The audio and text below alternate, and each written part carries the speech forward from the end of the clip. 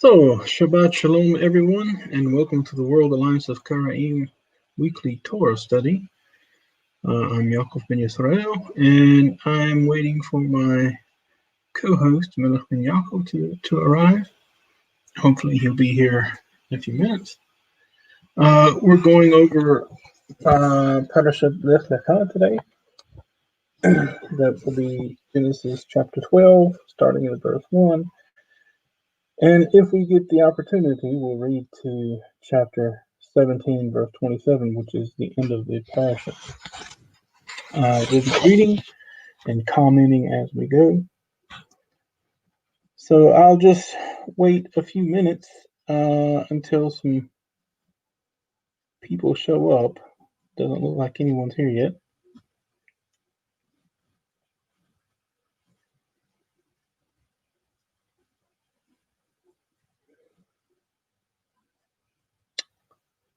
All right, we have one member of the audience so far. Let me know if you can hear me. If you're watching and my sound is okay, just let me know. I may have to go to my laptop microphone and put on some headphones. I don't know.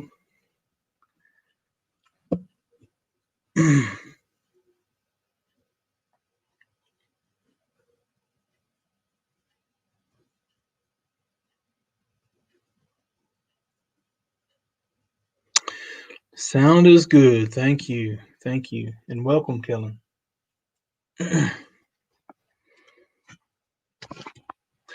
I'm still getting used to this format. This is, I think, my third time using it. We just got it set up so that we can live stream to Facebook and YouTube at the same time. So that's pretty cool. And so hopefully this will be our platform that we use every time, which saves a lot of time. Before we moved to this platform, I had to download everything, and then I had to edit and then upload it to YouTube, and that just took too much time.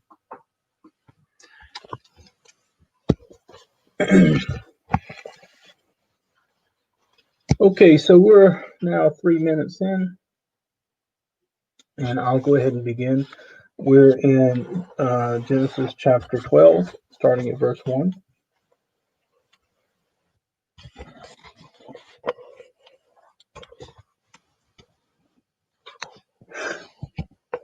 وَيَوْمَرْ أَدْنَاي الْأَبْرَامِ لَخَا مِأَرْثَخَا وَمِمَّوْلَدَتَخَا وَمِبَيْث أَذِيخَا إِلْهَارَتْ أَشَرْ أَرْأَكَ. And so Adonai says to Abraham, leave out from your land and from, sometimes this word molad is translated as a place of birth, but this is here, I think, his family. And from the house of your father to the land which I shall show you. وَأَعِسَّخَا لِغْوَيْ غَدَوْ وَأَبْهَرَخَا وَأَجَدْلَا شَمَيْخَا وَهِيَ بَرَخَا. And I shall make you into a great nation, and I will bless you, and I will make your name great. Now, this last clause is something I've been talking about for years. It's usually mistranslated. As it's written and vocalized in the Masoretic text, is Wihiyeh Beracha, which is actually an imperative. Most English translations has it as "and you shall be a blessing," but it doesn't say that. It says this is actually a command. It's an imperative. Be a blessing.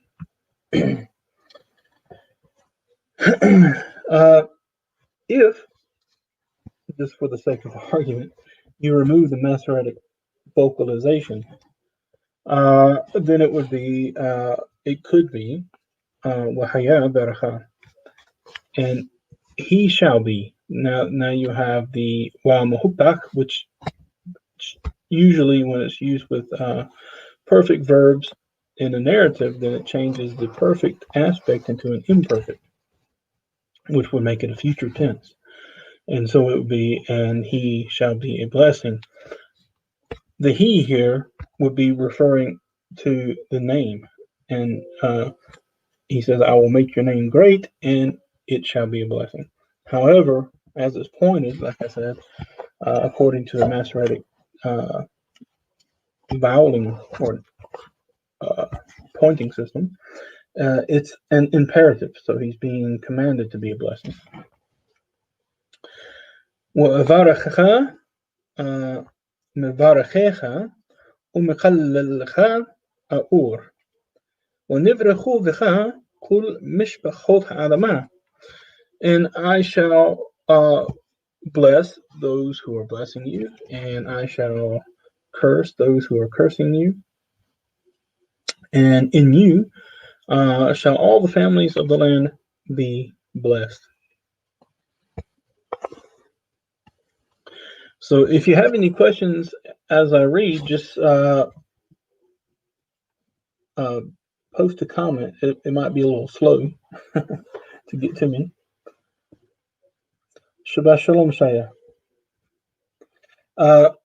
And I'll answer your questions as I go. But I'll be looking at my text. I'm reading the Torah here, and so as I read each verse, I'll look up and see if there's any comments. וילך אברהם כאשר דיבר אליו אדוני, וילך איתו לוט. ואברהם בן 5 שנים ו70 שנה בצאתו מחרן. And so Avram went as Adonai had commanded him, and Lot also went with him. Now Abraham was 75 years old as he left out from Haran. ويكح أبرام את سراي أشتو وאת لوط בן אחיו ואת כל רכושם אשר רכשו ואת הנפש אשר עשו בחרן ויצאו ללכת ארצה כנען ויבואו ארצה כנען. And so Avram took Sarai, his wife, and Lot, the son of his brother, or his nephew.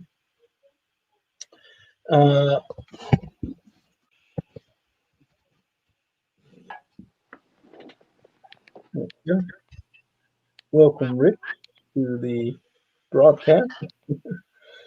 Hey, how's it going? All right. Are you just joining in? Yeah, I just joined on here because I was waiting to see it pop up on Facebook, but I didn't. Let me see if this one. Okay. Yeah, so I found an old link that I could click on, but I didn't see a new link that would bring me to the broadcast. How's it going? Well, you have to pause your audio on your computer or desktop or whatever it is you're using. Otherwise, there'll be an echo. But anyway, we are now in verse 5. And so Abraham took Sarai, his wife, and Lot, his nephew, and all the possessions that they had taken possession of, and the souls which they had made in Haran. And they left out to go to the land of Canaan, and they came, or they went into the land of Canaan.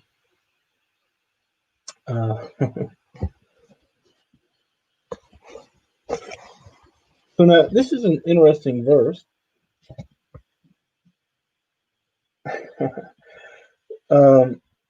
And there's been lots of commentary on it.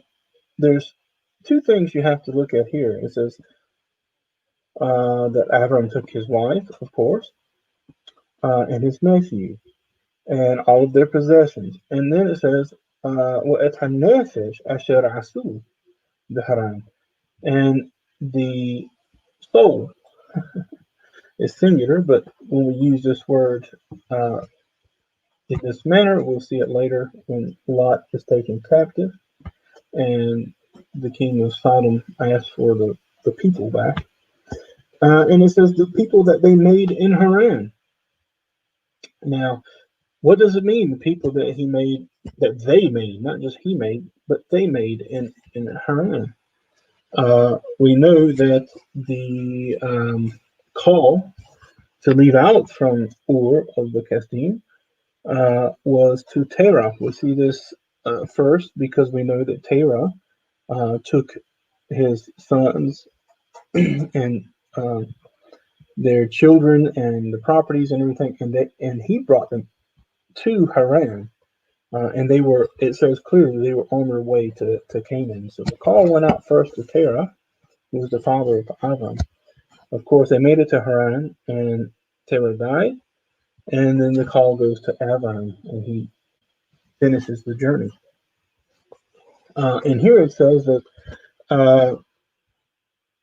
he took Sarah, or Sarai, his wife, his nephew Lot, their possessions, their property, and the people, or the souls, that they had made in Haran. And they went out, or they left out from Haran, to go to the land of Canaan. And they went, or they came into the land of Canaan. So the question remains, what does it mean, the souls that they had made? We see this later at the time that Kedorlaomer captures Lot. It says that Abraham had 318 retainers. And these are obviously men of war. How do we know they're men of war? Because these 318 men went to battle against these kings that defeated Sodom, Gomorrah, and the cities of the plain, and took Lot captive. And they utterly defeated them, chased them all the way to Dan, which is in the northern part of the inheritance of Israel. And so it seems unlikely that 315 men who were untrained in war would have defeated 5 armies of well-trained militia. And so when we see the retainers, the Chanich, which actually means dedicated, but these are talking about retainers. These are the men that were dedicated to the house of Abram. It says they were born in his house. So these men left Haran with Abram. So it wasn't just Abram, Sarai, and Lot, and a couple of donkeys or whatever. This is a man with all of his retainers, his servants, and so forth that came out of Haran and entered into Canaan with him. And we'll see that when we get to that point. All right, verse 6. ويعبر أبرام بآرض عاد مقام شخام عاد إلون موري وحكيناني عاد بآرض. And so Abram, he passed through Yavor, which means he went through the land unto the place of Shechem, which is today called Nablus, to the Elon Moreh, which means the oak of Moreh, and the Canaanites were then in the land. Now, it's interesting that we use Elon Moreh here, which the word Moreh, it could be from the Hifil of Yara, which would mean a teacher, or as a participle teaching, and so it would seem to be the teaching oak, Or, as we see later, it was called again the Elone Mamre. Mamre is is an Aramaic word, which means rebellious, and we see this word rebellious used later on in the Torah for Moreh, a son who is rebellious, and it's the call participle from Marah. So that's interesting how that is. But anyway, and the Canaanites were in the land at that time. So verse 7.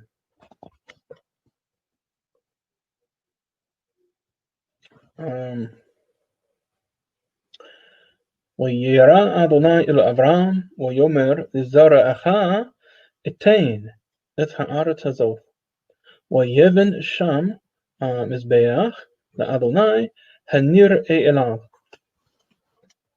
And so Adonai appeared to Abram, and he says, to your seed I will give this land. And he built there an altar to Adonai, the one who appeared to him.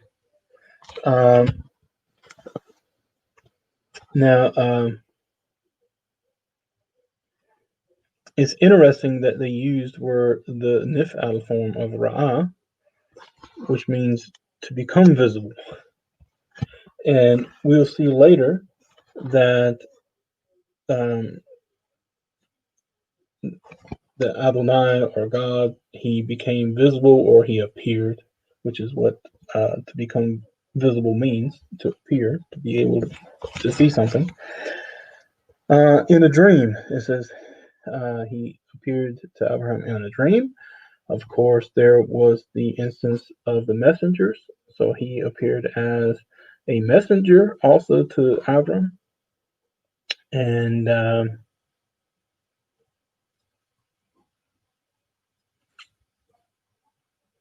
I think that's it. So it was either a dream, a vision. Oh, actually, it says a vision. We'll read that too.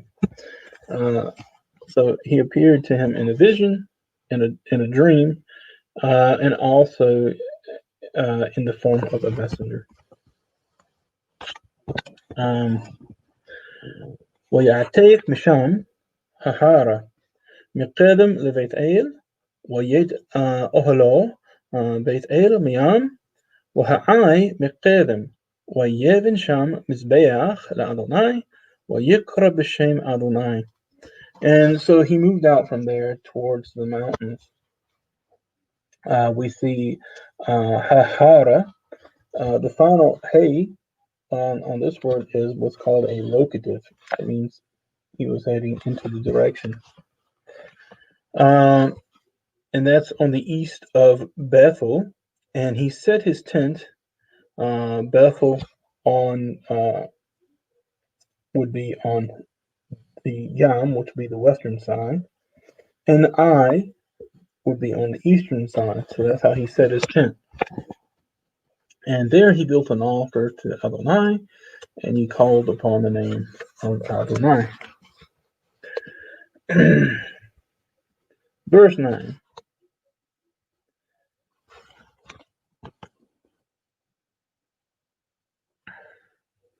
ويسع أبرام حلوق ونسوع حنغبة. And so Avram moved, he journeyed. Now it uses two infinitives, haloch and nasoah. When you see this form, that means he was going and moving, which means he was basically just roaming around as he went toward the Negev. Verse 10. And again, if you have any questions, just post them, and I'll keep looking up as we go through this, and I'll answer the questions.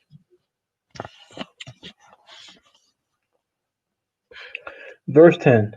وَيَهِي رَعَاv بَآرَتْ وَيَيْرِدْ أَبْرَام مِتْرَيِّمَا لَغُور شَام كِكَبَيْت هَرَعَاv بَآرَتْ. And there was a famine, a ra'av, a hunger, is what it's actually saying here, in the land. And Abraham went down to Egypt to reside there. Now, I want you to understand this is the verb leghur, which is the infinitive. And that's where you get the word ger. You hear lots of commentary about this word ger in the Tanakh, and ger does not mean a convert. It would be very, very strange to read the text and say that there was a famine in the land, and so Abraham went down to Egypt to convert there. That's not what it means. It simply means to reside, and that'll come to play later when we talk about the Israelites later going into Egypt to reside there. Because the famine became great. It was a really strong famine in the land. And also pay attention to this famine, because there was a famine in the time of Abram, there was a famine in the time of Isaac, and there was also a famine in the time of Yaakov. Now, just before the famine at the time of Yaakov, that's when Joseph was sold into slavery. And so he already had the experience of the famine whenever Pharaoh had his dream. So the question comes up a lot: how did Joseph even know how to understand the dream that Pharaoh had? And because he was a very studious and intelligent young man, he understood that the cows and the grains that were on the banks of the Nile that Pharaoh saw had to do with food. The fact that there were 7 of them twice had to do with the years. And so he understood that there would be 7 years of food, and then after that would come the 7 years of famine. And so he understood that it was from the history that he learned from the time of his great grandfather.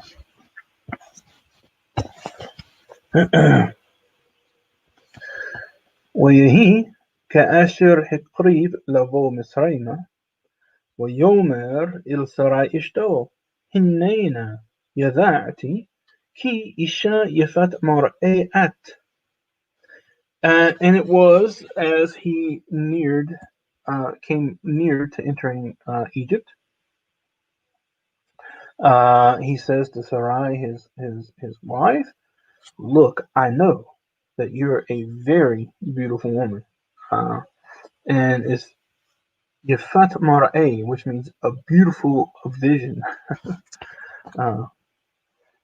وهيا كي يرؤوا أوثاخ همتصرين وأمروا إشتو زوت وحرقوا أوثي وأوثاخ يخيو. And it shall be as the Egyptians see you, that they will say, "This is his wife," and they will kill me, but they will allow you to live.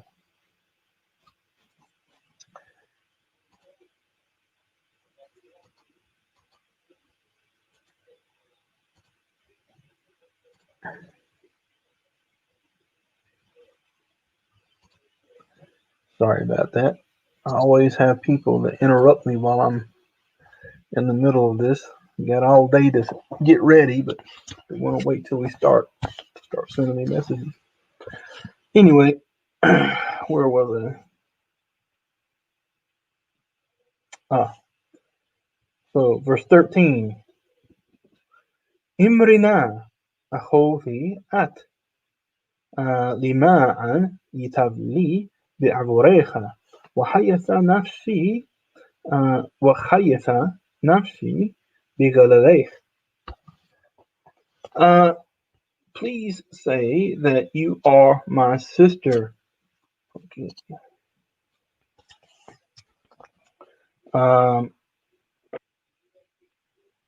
so that it will go well with me because of you, and Hey, I will live on your account.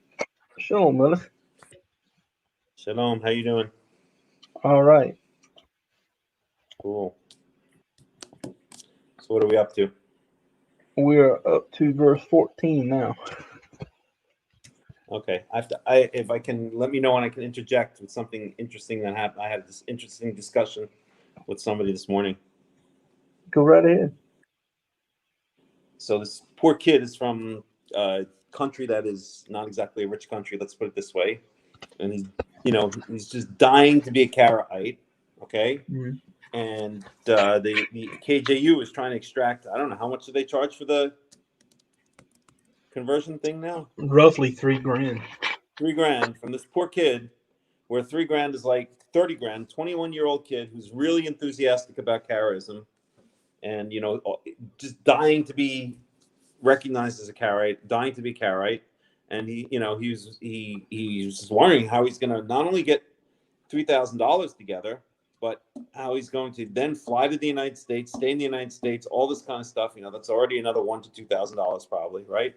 So I had this long discussion with him, and finally I hope he realized, that he doesn't need their worthless piece of paper, to become a Karaite. And it's sickening. It's just sickening. I mean, the arrogance of these people to charge thousands of dollars in kids, young kids sometimes, who they have a zeal for the Torah, to charge thousands of dollars for them to do this useless.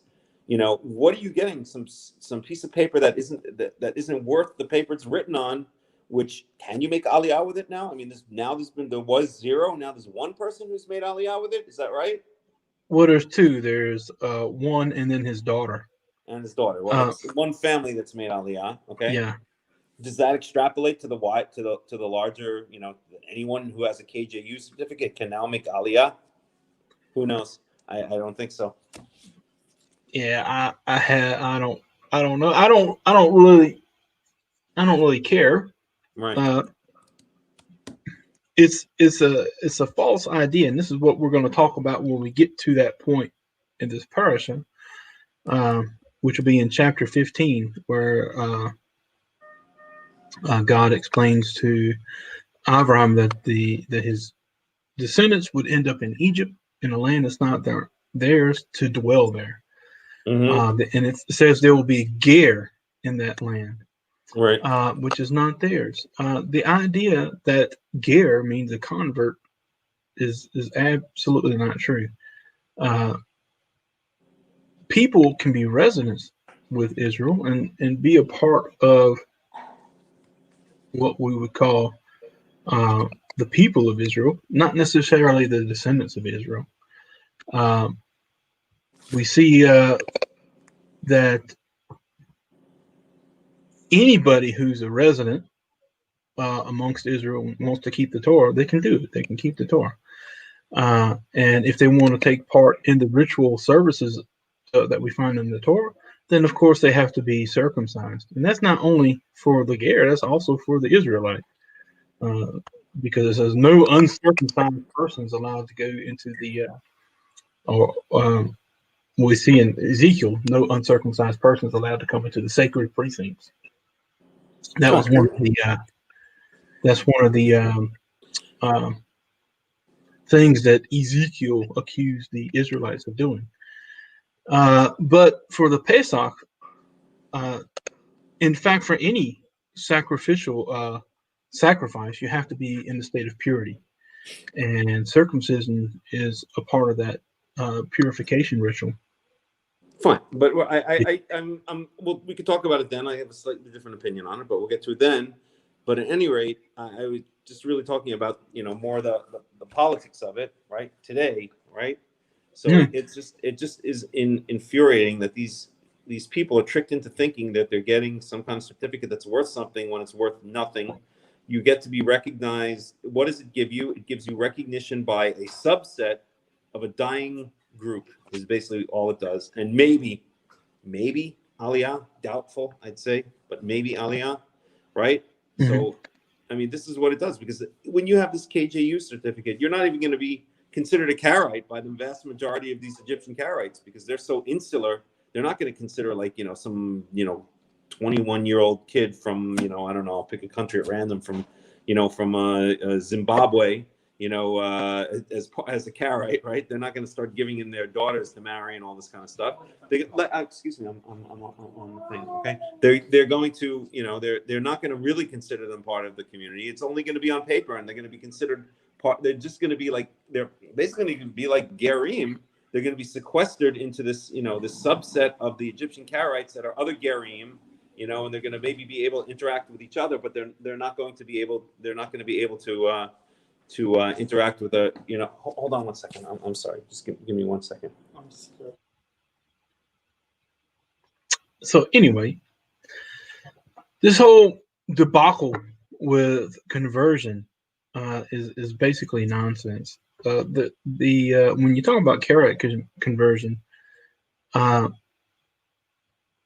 back in the early 2000s, you had lots of people who wanted to become Karaites. Yeah, I'm sorry. Go ahead, man. Yeah.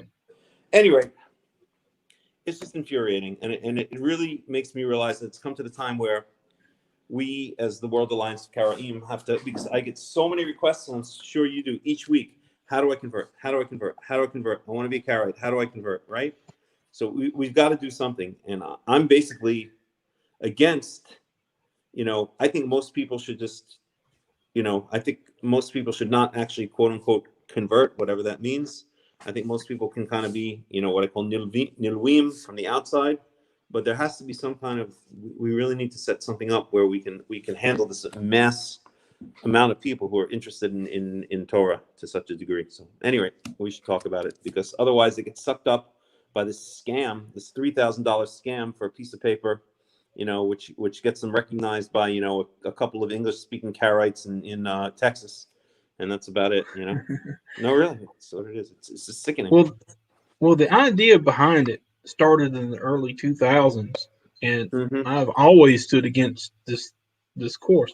What happened was when Karaites began to become well known, you had people wanting to be Karaites. And at first, it was no problem. To be a Karaite simply means to live the Torah, to go by the Torah, to live the Torah, and that's basically all that is. Sure. And that's basically how it happened. And then everyone wanted to move to Israel. Oh, I'm a Karaite. How do I get to Israel? And that's when the conversion course came up. And what the people who devised this plan did was they spoke with some Israeli lawyers who helped the reform movement with their conversion course get their converts recognized in Israel. Right. And that's only for the purposes of Aliyah. It was never meant to recognize someone as a Karaite. That's not how it started out. Okay. And it was only to make the rabbinic authority in the state of Israel happy that this was the minimum requirements that would be recognized by Israel to say that they're converts, to allow them to make Aliyah.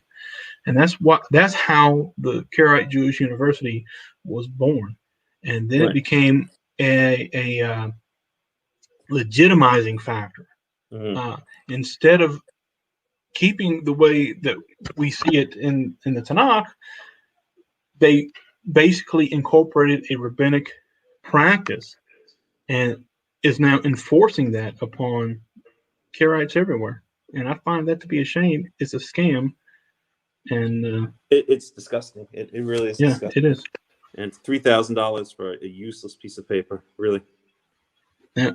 Yes, you too can be rejected by 90% of the Egyptian Karaites who either don't know what's going on or want nothing to do with you because you're not of Egyptian Karaite extraction, and they're so insular that they don't trust anybody. Or you can hang out with a couple of people in Texas who did the conversion, and you can then you could take your $3,000, throw it down the drain and try to, and good luck making Aliyah with it. It's just sickening. It's absolutely sickening. Welcome to a subset of a dying community. for $3,000. the last chief Hacham, Mhm. Eliyahu Marzuk, Right. Back in the early 1990s, or the mid 1990s, they had a lot of questions coming in about charism. Right. And so it was then that they actually said, okay, we'll reverse this, because in the Middle Ages they kind of stopped it. They said we won't allow anybody else to join our community. Right. And they reversed that in the Right. mid 1990s. Right. So the last chief Hacham, Eliyahu Marzuk, basically responded and explained how do you join the Karaite community. Right. And he says the only thing you have to do is basically change your clothes, Right. Keep the mitzvot, be circumcised if you're a male, Right. and then when the time comes and we're able to bring a Pesach sacrifice, and that's it. Right. That was all it was. So easy, so simple. Right. And then because of the new leadership over the Universal Karaite Jews, right, in Israel, they devised this plan, and basically all that is an attempt. And it started with Basiashi in the Middle Ages. He started this movement towards rabbinic Judaism, and that's been noted by Jewish historians and scholars ever since. That he's trying to move the Karaites from traditional Karaism that started in the Middle East to a more rabbinic idea of Karaism, and that's continued today, sadly. Mm-hmm. It certainly is. Yep. So, and there's no lack of arrogance in this whole process. Like they think of themselves as like, something special. To go charge $3,000 for this crap, you really have to have a level of arrogance, and to take advantage of people who don't have the money, that you really have to have a level of arrogance. And they talk in such, haughty, false, fake, arrogant, official terms, and, it's sickening. It's absolutely sickening. I just really hope that fewer and fewer people start falling, I hope fewer people fall for this scam. It really is. It's a scam. And of course it brings money into their organization. There's certainly a monetary interest on their part. So whatever. Disgusting. Yep. So anyway, back to the Torah. Yeah. So we were on verse 14. Mm-hmm. ويهي كبو أبرام مصريما Which chapter are we in? We're in Lekha, chapter 12 of Genesis. Chapter 12. Okay. Yeah. Just gonna open it up here. And we're now in verse 14.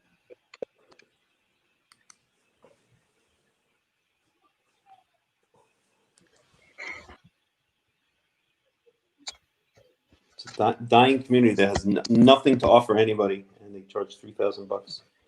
All right. Anyway, enough harping on Yeah. it.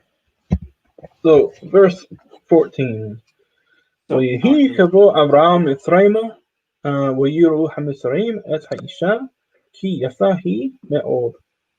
And so as Abram was entering Egypt, the Egyptians saw the woman, that she was very beautiful.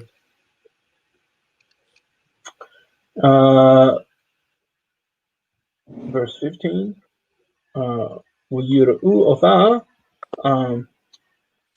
Sorry, Pharaoh. I want to make a comment after I get through this. ويهللوا أوثا il Pharaoh وتكح إيشا بيت Pharaoh. Now, there's a movement. I didn't really even know there was such a movement until a few years ago. But they have tried to reinvent Hebrew. And, of course, they claim that the Masoretic pointing, which is how we know how to read what vowel goes with what consonant, they say that there's Yiddish and blah, blah, blah, blah, blah. And that really in ancient Hebrew, there was only one vowel, and that happened to be the A vowel. Okay, which is completely nonsense. And what I like to point out about this verse is it says that the وَيُرْءُ أُثَا سَارَيْ HaMisraim. Sare, which means, it comes from Sarim, or Sar, which means a prince, is actually written the same way as the name Sarah, or Sarai, the wife of Abram. And then we have this verb here, watuqah, okay, which is a passive form. Watuqah ha'isha, the woman was taken. All right, now it's in the feminine, which is why you have a tav there as a prefix. However, if you have only one vowel, you would have it wataqah, or however they would say it. So you have two different ideas of what this verb could actually mean. It can mean either the woman took the house of Pharaoh, or the woman was taken. Okay, and so don't fall for that nonsense about there was only one vowel in Hebrew, ancient Hebrew. First, we have Akkadian, which is the oldest written Semitic language that we have. It has what's called a syllabary, which means that each letter is accompanied with a vowel, which is why it's called a syllabary. So the earliest vowel system that we have written for Semitic is in Akkadian. Of course, we have vowels in Ugaritic, which also predates written Hebrew, and then we have Ge'ez, which came several centuries before the Masoretes even invented the vowel signs. So to claim that there was only one vowel in Hebrew is just complete nonsense, and those people have no clue what they're talking about. Okay. Okay. My rant's over. What? No. Excuse me. It's unfortunate. But, I'm sorry, Jacob. Go ahead. All right. So that's no problem. Yeah. So the princes of Pharaoh saw her, and they praised her to Pharaoh, and the woman was taken to the house of Pharaoh. How that would be, right? Yeah. All right. So. Okay, so we should also point out the obvious here, which is that the same thing happens with Yitzhak and Sarah, right? And oops, how do I get rid of this? The same thing happens with Yitzhak and Sarah, and it's very common. We see stories repeat themselves, with minor variations in the Tanakh. So. Yep. Just pointing that out. Yep. We just talked about the famine, which is where this section began. Right. And I made a note that this is the first instance of a famine. It was in the time of Abraham. We have another famine in the time of Isaac, and then we have another famine in the time of Yaakov. Right. Yep. Mm-hmm. I thought I heard some ducks. Ducks? Yeah, I heard some quacking. Yeah. You heard some ducks. That's me. My mic got unmuted for a second. That's no problem. Wait a minute. Yeah, they I don't know. They just loud for no reason. But yeah, y'all keep going. I'll be done with all this shortly. All right, that's no problem. So verse 16. ולאברהם היטיב בעבורך ויהי לו צאן ובקר וחמורים ועבדים ושפחות ואפנות ugemalim. And so it went really well with Abraham because of her. And so he had flocks, herds, mules or donkeys, hamarim. Servants, males and female servants. Athenoth is the female, I think, donkey, and also camels. Right. So I mean, it doesn't say it explicitly, but the obvious implication here is that Pharaoh gave all of these things to Avram. Avram is not yet Avram.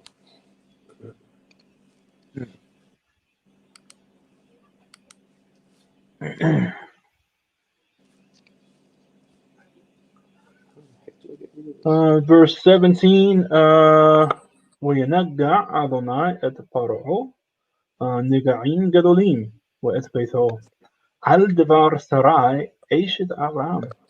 And so Adonai plagued Pharaoh with great plagues or punishments.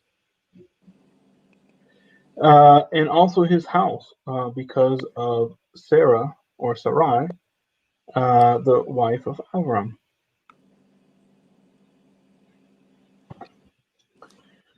Verse 18, ويقرأ فارعو لأبرام ويومر ما زوف عسيت لي لما لو حجزت لي كي اشتخاهي.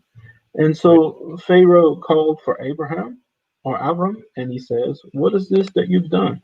Why did you tell me that she was? Why didn't you tell me that she was your wife?" Right. So it's interesting. I'd like to point out a couple of things. So this exchange happens, and the result of it is that things go well for Abraham. He's not yet Abraham. For Abram, for Avram, and things go bad for Pharaoh.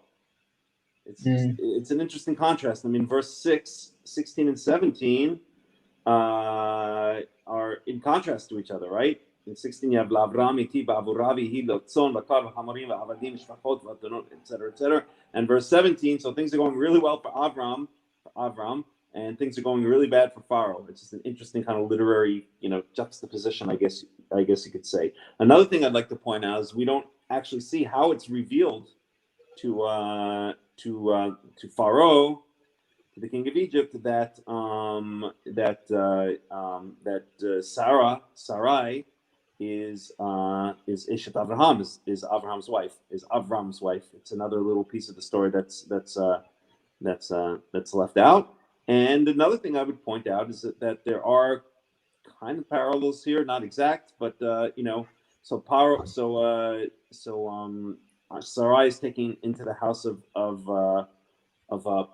Paro, and then later on, when Jacob goes down to Egypt, or actually before, I guess you could say that eventually Yosef was taken into the house of Paro, and much later on Miriam, much later on Miriam was taken into the house of Paro. So this is again I'm sorry, not Miriam. Moshe was taken into the house of Paro, not Miriam.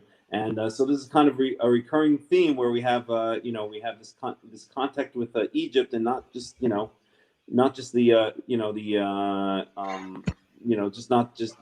average run of the mill Egyptian, but this contact with the ruling class of Egypt again and again, throughout the stories in Genesis and Exodus.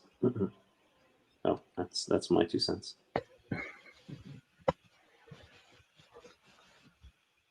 Okay, verse 19. Yeah. لما أمرت أخوته وإقح أثار لي لإشاه وعتا حين اشتخى قح وليك. Why did you tell me that she was that she was your sister? It says my sister. She is. And I took her for me as a wife. Now here's your wife. Take and go. Right.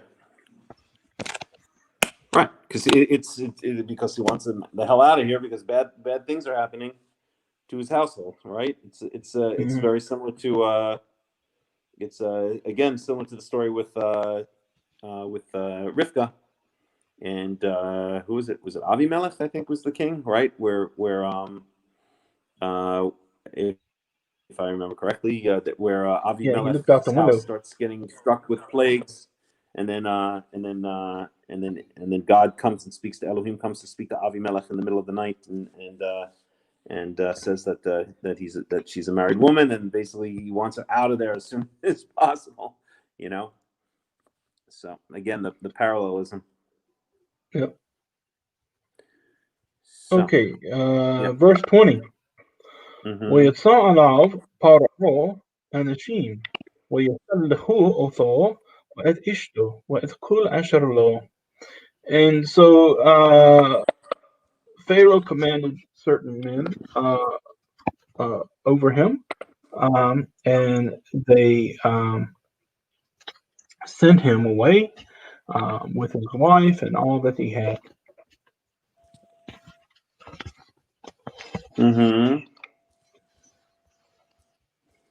Correct, Mundo.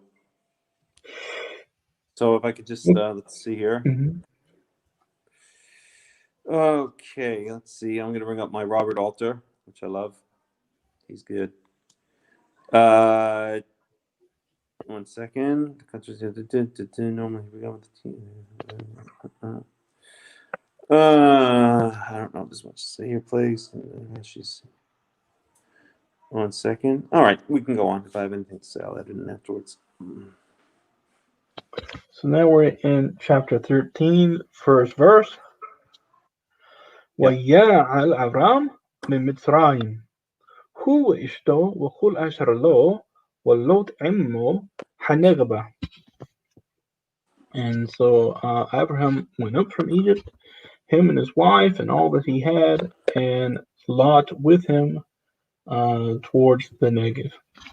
Right. So we should point out, for those who don't know, that the Negev is it's basically southern Israel. At least today, the Negev stretches from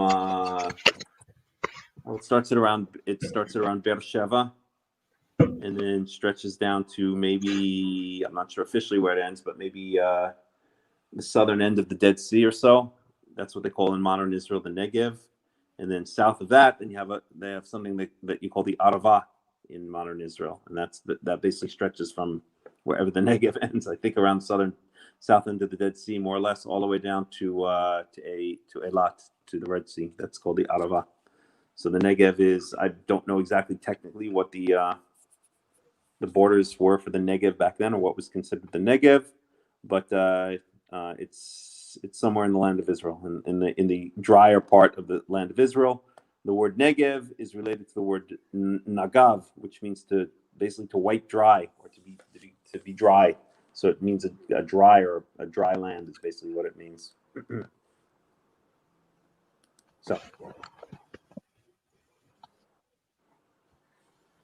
Okay, verse 2. And here it says, and just to point out, here at the BDB, it says specifically the region south of Judah, boundaries not exactly defined.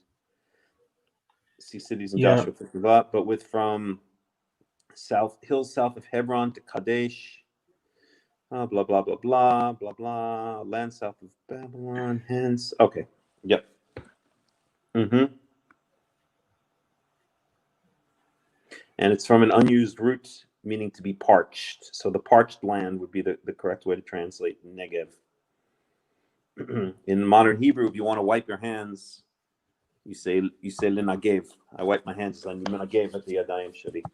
Same root there, Negev. Okay. Next. Verse 2. Avram kaved me'od b'mikneh b'kesef u'b'zahav. And so Abraham became a great man in possessions and silver and also gold. No, that means he was as fat as a cow, doesn't it? Kaved ma'od b'mikneh. Sorry, just a little Karaite humor. Okay, let's go. Okay. Yes, he became very wealthy.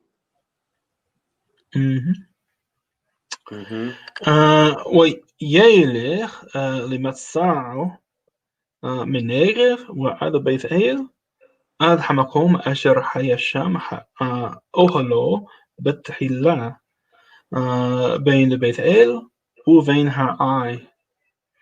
And so he went out along his journey from the Negev unto Bethel, right, which is the place where where his tent was at the beginning, between Bethel and between the Ai.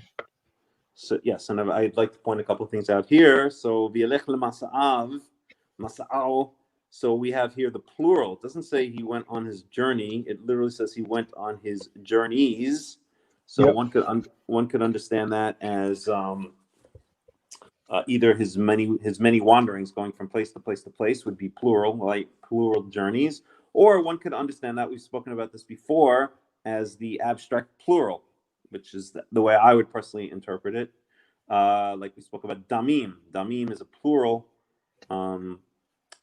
form, but it means an abstract sense of it means blood. Dam is blood, but damim means blood in the more abstract sense, like a spiller of blood would be shfichat damim, right? Not shfichat dam. So I make up my own names for these grammatical elements of Hebrew. I'm not sure what the official name is. Yaakov, maybe you know the official name, but I call it the plural abstract, where a lot of times when you use the plural in Hebrew, it serves to abstract it. And I think we saw some similar examples in English. So for instance, I don't know, I can't think of one offhand, but I think there's similar examples in English. So that's the first thing to point out here. It literally says that he went out to his journeys, or he went upon his journeys, masa'av. Okay. The second thing I wanted to point out here is, so he goes to Beth El. Beth El, at least in modern Israel, is north of Jerusalem. There's a settlement in Beth El these days, actually a large one. It's kind of like the what do we call it? The flagship settlement for the Dati Le'umi. It's very closely associated with the Machom Meir and with Merkaz Harav, especially with Machom Meir. A lot of Americans who made Aliyah and then learned at Machom Meir ended up in Beth El, so it's a religious Zionist community. And then the other place is Ai. Ai is the second city after Jericho was conquered by the Israelites, by Joshua and the Israelites in the book of Joshua. The second city they conquer is Ai. So these are all places that are mentioned later in the Tanakh that we'll see many times in the very. Remember the way they conquered Ai is they tricked I'm trying to remember now. I think that was Ai, where they tricked the people to come out of the city, and then they ambushed them, if I'm not mistaken. At any rate, so that's verse 3. Anything you want to add there, or should we go to verse 4? We're talking about the plural form of Masa. In verse 8 of chapter 12, we have what I explained with the infinitives. When you have halo or nasor, we see this also with the floods, the flood waters. It was going and coming, and that implies not just that he went and that he moved about, but that was a continuous thing. He was just moving around. He was roaming around, is basically what he was doing, and on his way to the Negev. So this is, we see the same, instead of using the same wording again, halok wa nasor, it just says he went along on his journey east. So that just means he was kind of roaming around. Yeah. You're saying it's not the abstract plural in this case, that it's actual multiple, his wandering from place to another place, right? I completely accept that possibility. Yeah, well, that's how they explained it in verse 8 of chapter 12, when he left from Bethel, and he was going on his way to towards the Negev. It says, "Vayisa Avraham haloch v'nasor hanegba." And so this is a similar idea. Instead of using the two infinitives, they just use the plural of Masa. Right. Okay. Verse 4. במקום המזבח אשר עשה שם בראשונה. So he went to this place of the altar which he had at first made. So he's going back to the place where he earlier made an altar. Mm-hmm. And Ikra Sham Abraham b'Shem Yehovah, and there Abraham called out or called upon the name of Yehovah, which I will never figure this out, because the name Yehovah is not given until the book of Exodus, and here it explicitly says he called upon the shame of Yehovah. I've never been able to figure this kind of stuff out. I assume maybe it's saying he called upon the shame, the name of Yehovah, but maybe it means that he called upon our God, which we now know as Yehovah, but used the names that he knew back in the day, which would have been Shaddai and Elohim and El Elyon and all this kind of stuff. Yaakov, do you have any opinions about that? Yeah, we have to remember that this was penned by Moses. Right. This was a long time after the fact. And he was writing to people who he just introduced to as Adonai. And similar to Luz, you have the name Luz, which is the older name for Bethel. You have Ephrathah, which is the older name for Bethlehem. They weren't called. In fact, Hebron wasn't even called Hebron at the time of Abraham. It was called Kiryat Arba. And so he's writing to people who already knew this. And even perhaps this could have been by later scribes who used the actual names of the places they would know. And maybe the people didn't naturally know that Kiryat Arba was the earlier name of Hebron, which is why when we get to Joshua, he explains this is where the name Hebron come from, right, and so forth. And so when we see these instances where the divine name is used in these places, and we know from Shemot that it says that name was given to Moses for the first time when God appeared to him, and he asked, "What's your name?" Because nobody knew it up to that point. Sure. Mm-hmm. And so they were writing. And it's the same way with Ramses and Pithom. Ramses was not even a city until long after the Israelites left. Mm-hmm. And so that's just another instance of people using place names that are current for the population that they're writing to. It's true, and that would be my my first guess, and I think it is probably the correct answer. But it is strange that it specifically says Vikra Sham Avraham b'Shem Yehovah. It doesn't say Vikra b'Yehovah, right? It specifically says b'Shem Yehovah, which is a very, very strange language, or very specific language, saying that he actually used the name Yehovah, right? So that's a bit of a strange, if that is an anachronism in the sense of, it was, like you said, mentioning Beersheba and Dan, etc. Then that's quite a, that's quite an explicit, that's quite an anachronism, because it says explicitly called out the name of Yehovah. But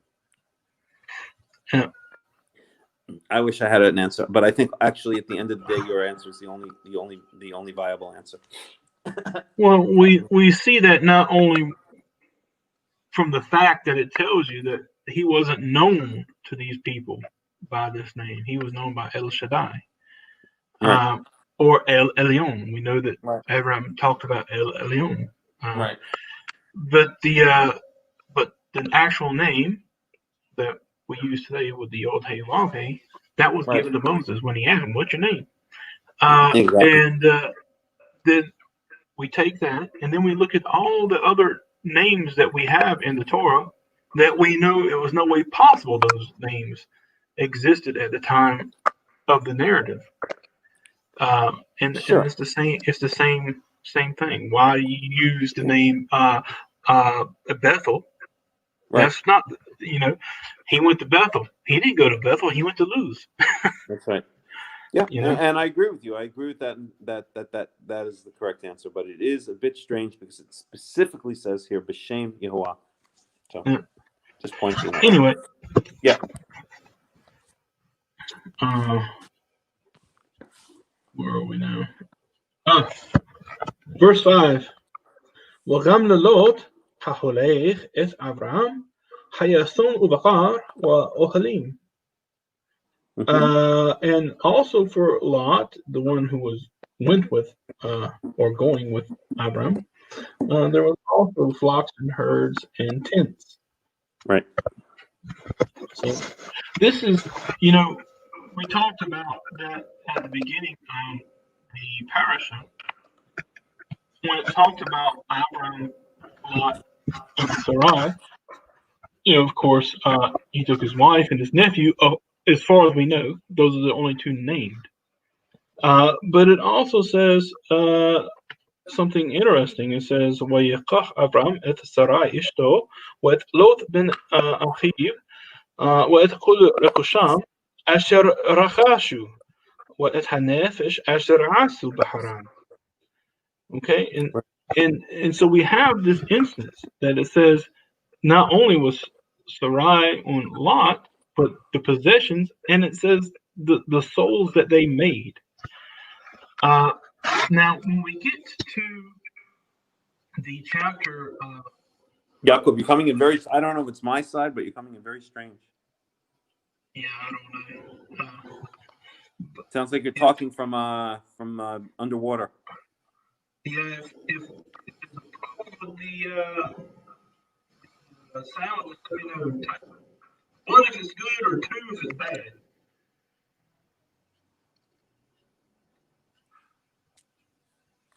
Might take a minute. We have a delay here. Yeah, it sounds really horrible.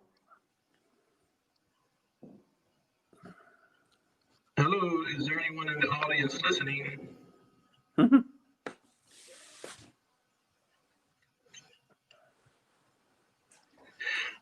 Okay, well, I know we had a similar problem last week.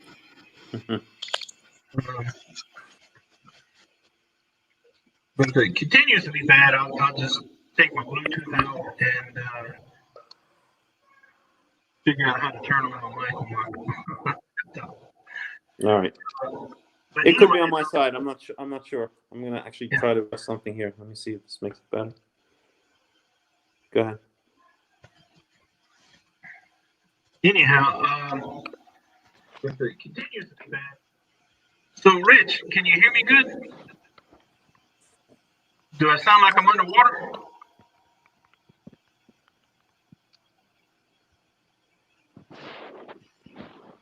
Oh, can you? Oh, Yeah, you kind of sound like you Okay. if not underwater in a pool hall, you know what I'm saying? It's like an empty swimming pool. It sounded funny. All right, well, give me just a second. I'm gonna take this out and use my mic on my laptop. All right. And while you're doing that, give me a second. I have to get my charger from my phone.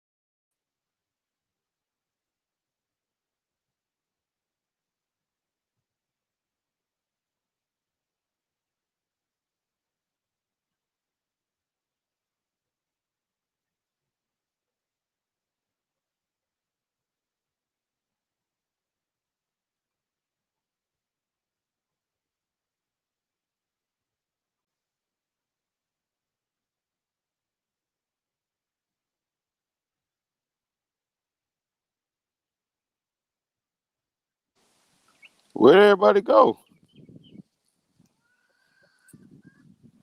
I'm still here. I don't know what's going on with Yaakov. So I'm back okay. now. I had to step out because I had lost all audio, but now I can hear you guys.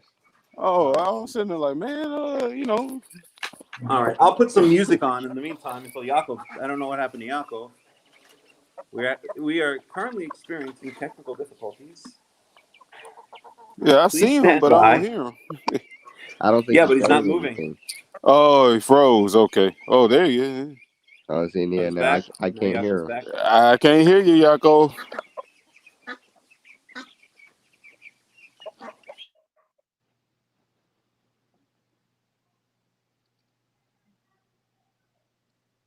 I hear those ducks back there. How they doing? I'll put on music. They annoying, Rich. They annoying.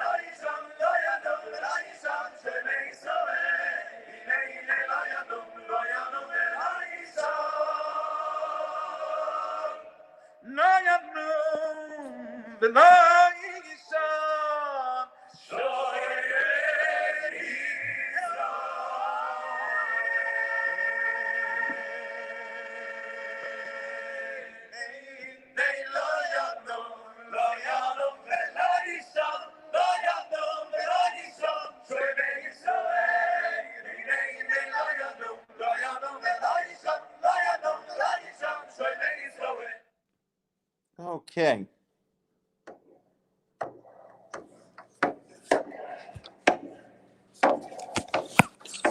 All right, is everybody audible again? Okay. Yeah. Can anybody hear what's going? Can everybody hear me? Yeah, I can hear you just fine. Yeah. All right. Is Yaakov's not back on, right? I don't think so. I think he went to do something, but he doesn't have his audio up. All right. So then we'll continue the study then. Okay. So change this. Oh, here. So what's with the ducks? You live on a duck farm or something? No, I just farm. Period. You know, I raise ducks, right. chickens, guinea fowl, right. Goats. Let's see what else. There's a couple cows out here. Cool. Yeah, hence all the farm noise. Nice, I like it. And you're in East Texas, right? Yep, East Texas. Cool. All right, there we go. Oh, there was a dead bird in the Oh, one second, y'all. Yeah, I can hear you. 1 second, y'all. This one, and this outside one, probably cold. Yeah, I had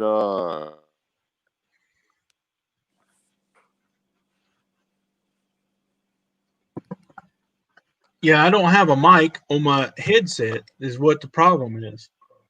And so, unfortunately, my cat decided he wants to chew on my headphones that I had that had a microphone in it. Oh man. So anyway, so hopefully there's no echo. I have to hear you guys from the computer and use my computer mic. No, you sound fine to me. Yeah. I don't hear any echo. I don't hear any echo at all. Yeah, evidently on this laptop, if you plug in any kind of headset device, it has to have a microphone built in. There's no way to use your laptop microphone and a separate set of earphones. Okay, so I apologize for the technical difficulty. It happens. Anyway, I forgot what we were saying. If I recall correctly, y'all were discussing place names, maybe, or the anachronistic nature of some of the place names. Okay, so I think we were in verse 6. Chapter 13, verse 6. ולא נשא אותם הארץ לשבת יחדיו, כי היה רכושם רב, ולא יכלו לשבת יחדיו. And the land or the earth was not able to carry them together, that they would dwell together, because they had a great possession, or kush, or wealth, however you want to say it. And of course, And of course, the reason for mentioning that is that this is going to cause Abraham and Lot to break up, which is going to set the story up for the Sodom and Gomorrah story. That's because you have to ask sometimes why. It's very interesting. The Torah will include things, little pieces of information that, why is it including them? Sometimes you have to wonder, and then it'll omit pieces of information, like we saw before. Who told Pharaoh that Sarai was Avram's wife. That was omitted, right? And there's a lot of things in the Torah which are often admitted, and there are a lot of little pieces of information which are often included. And here's a little piece of information that there was too much, there was too many possessions between the two of them, and that's going to cause Avram and Lot to split up, which is now going to set up the story for Sodom and Gomorrah, Sodom and Gomorrah. Say he wrote some shit in his book, bro. What? So, and so it says they weren't able to dwell or to live together. Verse 7. وَيَهِي رِيب بين راعي مقنع أبرام وبين راعي مقنع لوط وحكيناني وحكرزي عز يوشب بآرت. Now it's interesting here. Let me translate. There was a dispute, or there was a controversy between the shepherds of Abraham's flocks or possessions, and also from the between the shepherds of Lot's herds, flocks, and possessions. And it says, and the Canaanites and the Perizzites were then dwelling in the land. Now, it's interesting that the first time it says that only the Canaanites were there. Now it says the Canaanites and the Perizzites. And so it seems that the Perizim are not the Canaanites. Otherwise, it would just said the Canaanites. Okay.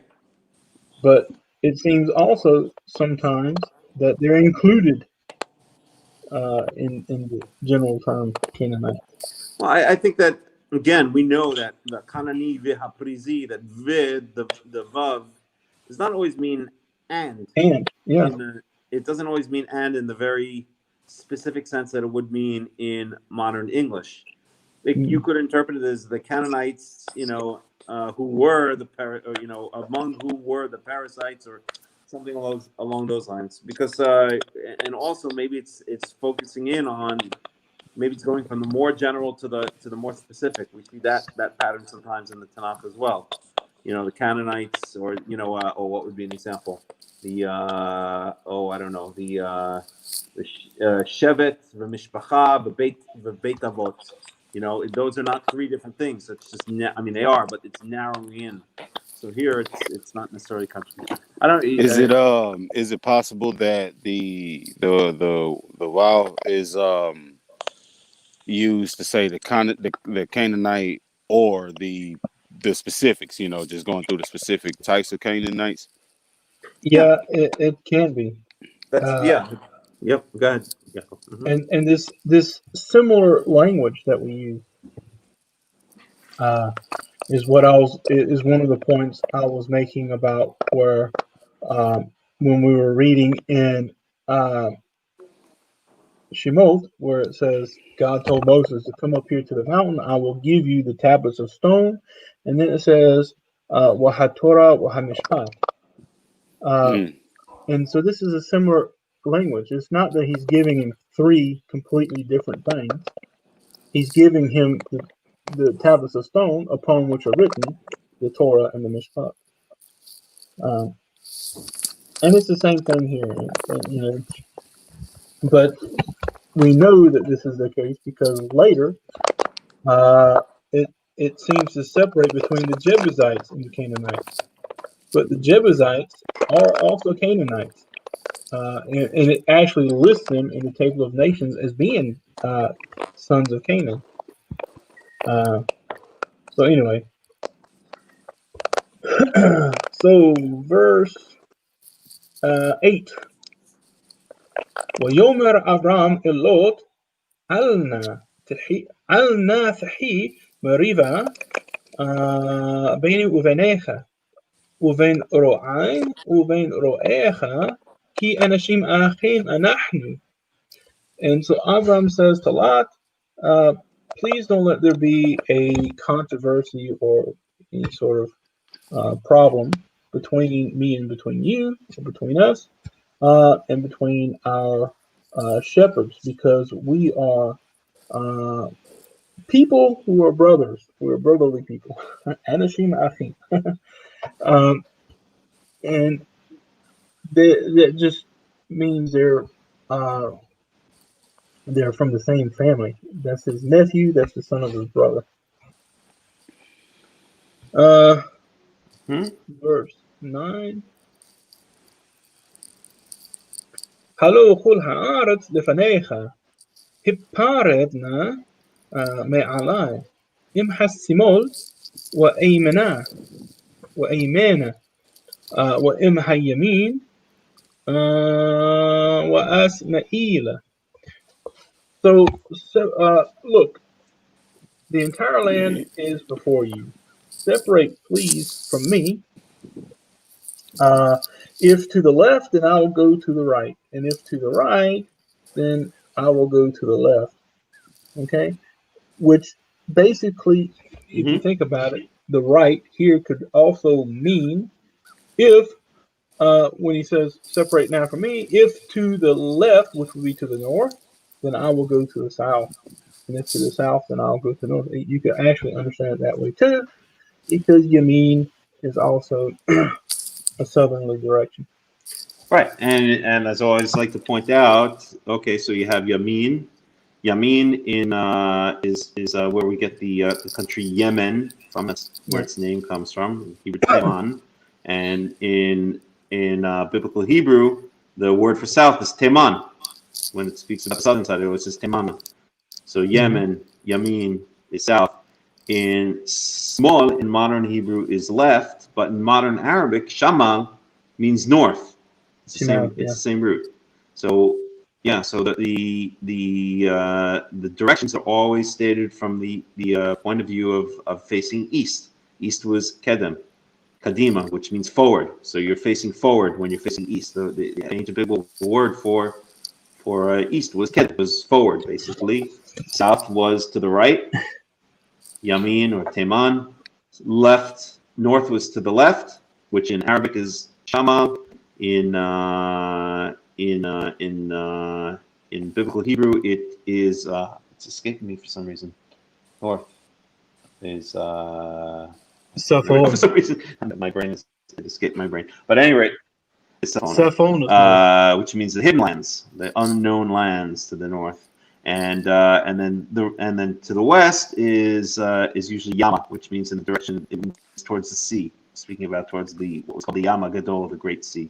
So yeah, so that's that. And there was one other thing I wanted to point out. Yeah, so we see something very interesting here. Okay, so Abraham is here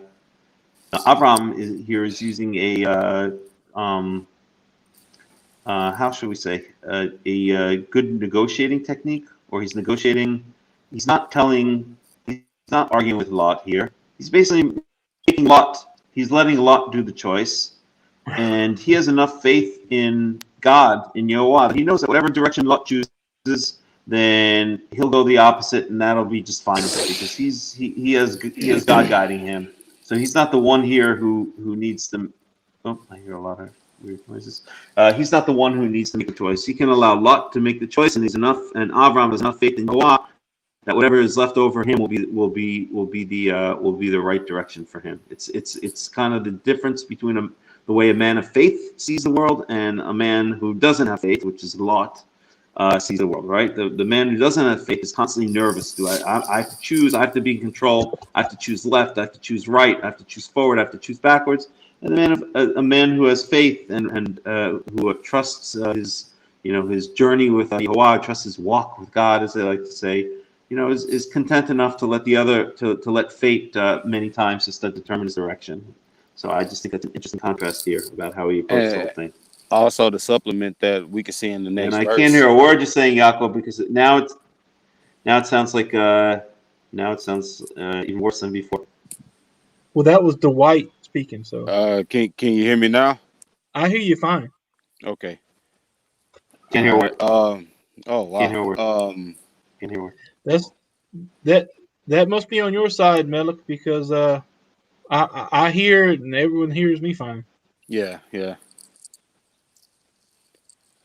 Oh my God! I don't know if anyone else experiencing the same thing, but I literally hear Yaakov like completely breaking up.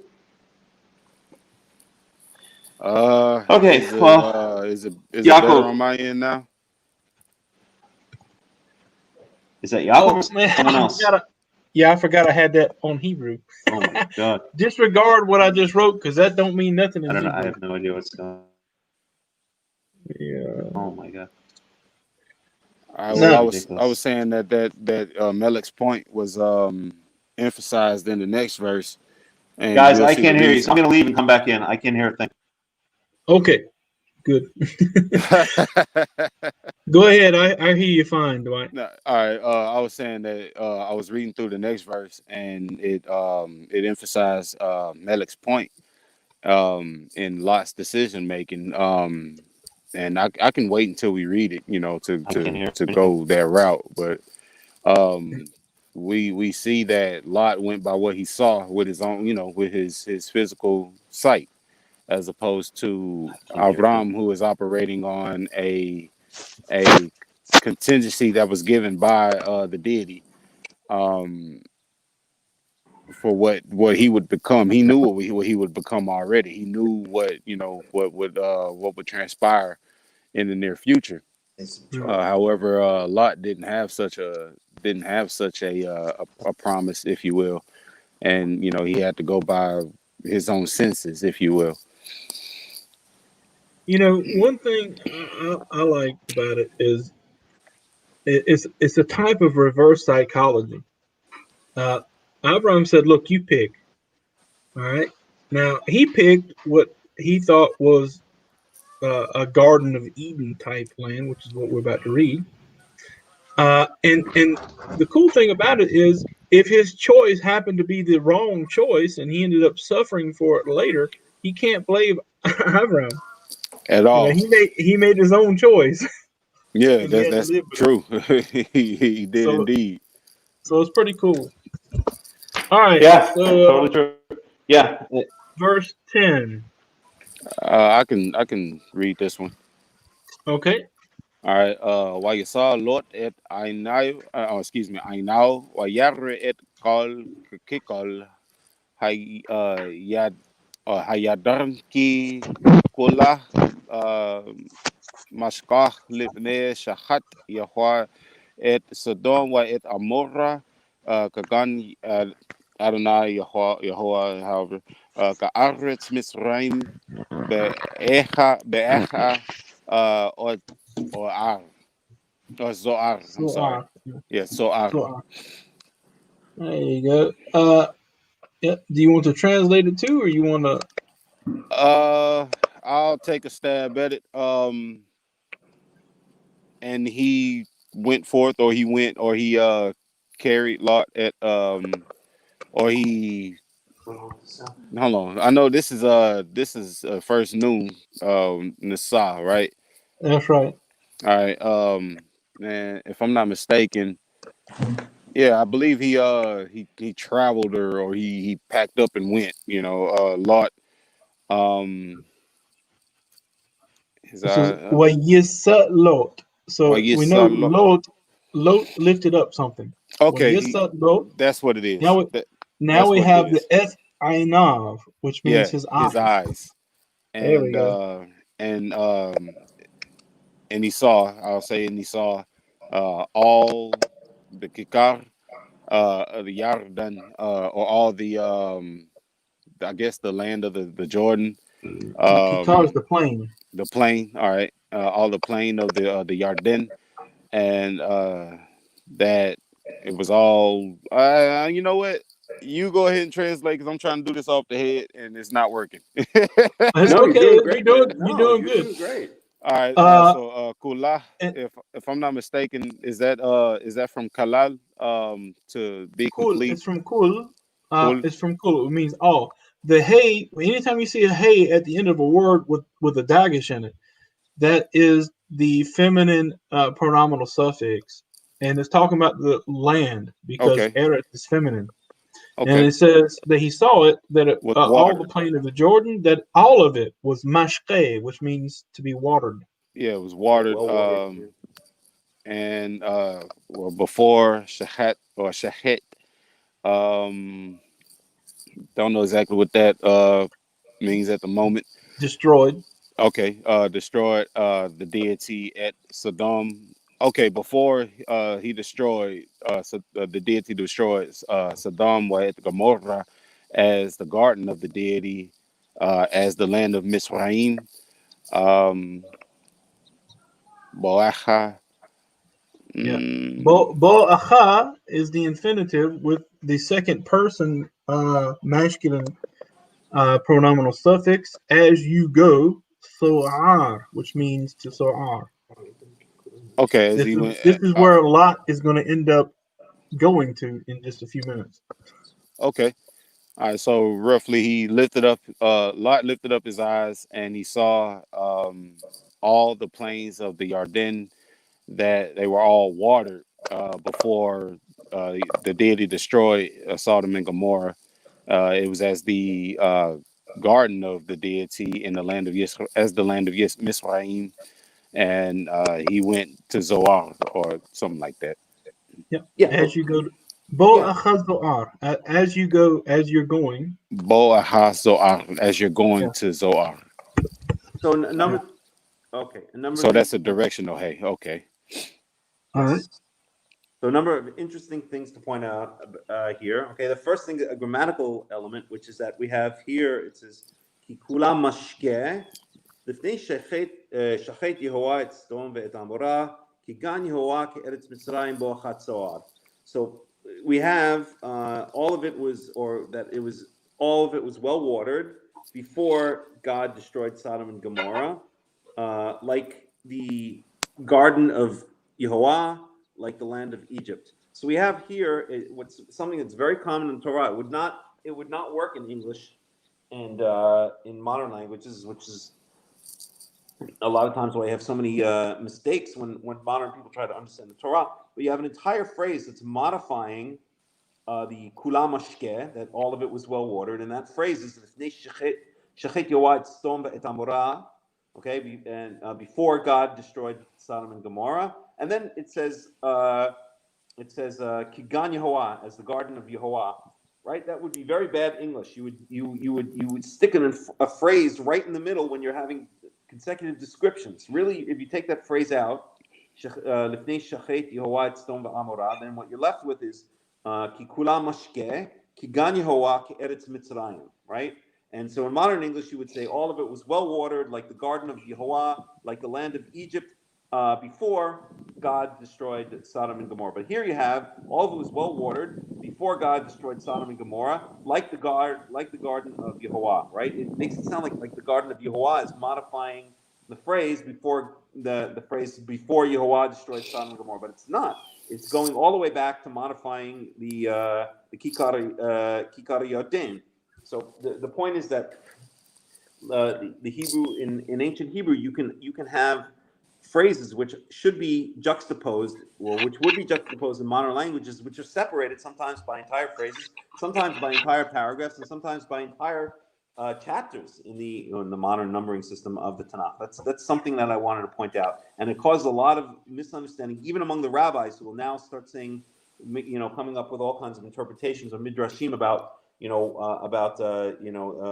why, or based on the misunderstanding of where this is happening. The other thing I wanted to point out. So, anything, Yaakov, you want to add anything about that? First of all. Mm-hmm. Okay. The other thing I wanted to point out is, so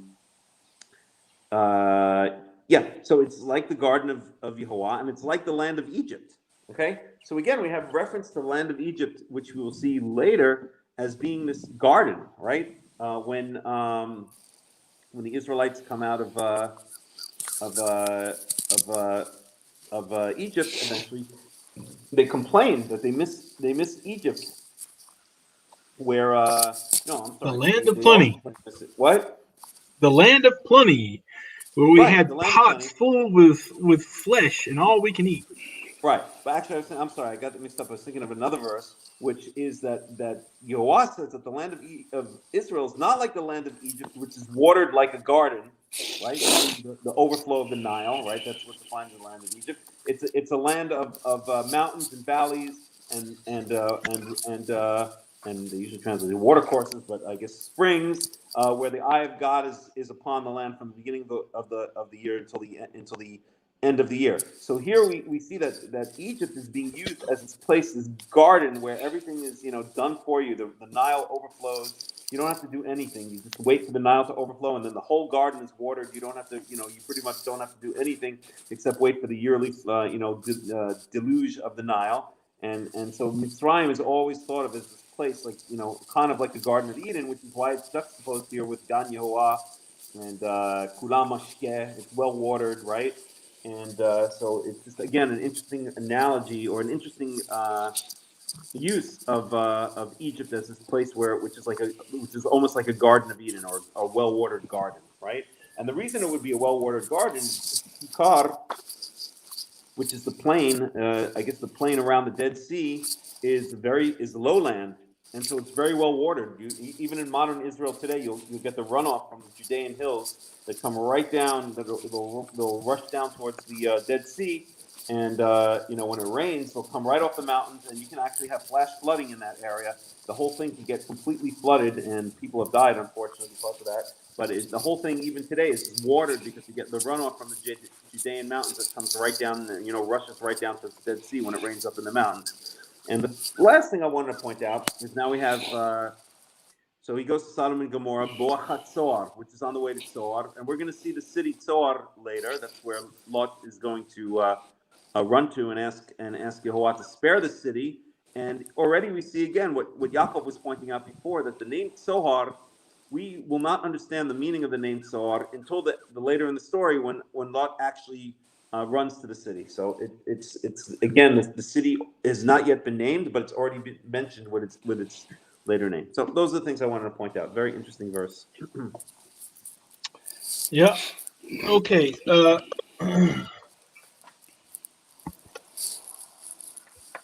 Where are we? 11. ويظهر لوط إذ كل كيكار הירדן ويسع لوط מקדם ويפרדו إيش מעל אחיו. And so Lot chose for himself all of the plain of the Jordan, and so Lot journeyed towards the east, and they separated themselves, each person from his brother or from one another. Right. So in the English here is a two men parted company. So, oh man, here, I don't know what Hey, whoever's got their mic on and is munching on chips, could you? That's pretty loud. I'm sorry, I was grabbing a bag of mahi. My bad. It sounded like you was busting in some ruffles. All right, give me a second. I'll mute. All right. Yeah. So something interesting that I wanted to point out here. I just lost the verse. Where is it?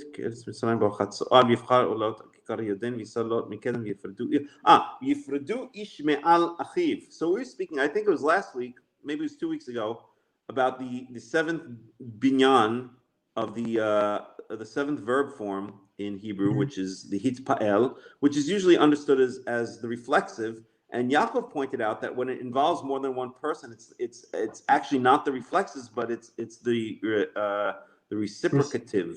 I guess you would call it. Yeah, the reciprocal. It's reciprocative, meaning and I gave the example. I think it was last week. I gave the example in modern Hebrew. If you want to say goodbye to someone, you say lihit ra'ot, which literally means, if you were to understand that verb form is only the reflexive, which would literally mean I will see myself. But you're not. You're saying to another person, so it's not reflexive. It's reciprocative, and so that means we shall see each other, okay? Or until we meet again, basically, we shall see each other, okay? It's literally a command, okay? And here we have the same kind of thing. Yifredu ish me'al achiv. Okay, this is another way that that ancient Hebrew expresses this reciprocative kind of structure, right? So literally it says Yifredu ish me'al achiv. And a man, literally, I'm going to translate it completely literally, and a person, and then it's actually plural the verb, but I'll say a person separated from his brother. A person separated from his brother, but it's really saying each person separated from its brother, and that's expressed in the fact that Yifredu is a plural. It's the third person future. It's the third person future plural. Okay, so you could see that even though the subject here would be ish, that really it's expressed. It really means each person separated, or every person separated from his brother, and that's expressed in the fact that the verb yifredu is plural. Another way that to say this would be to use the reciprocative form and to say something like Haim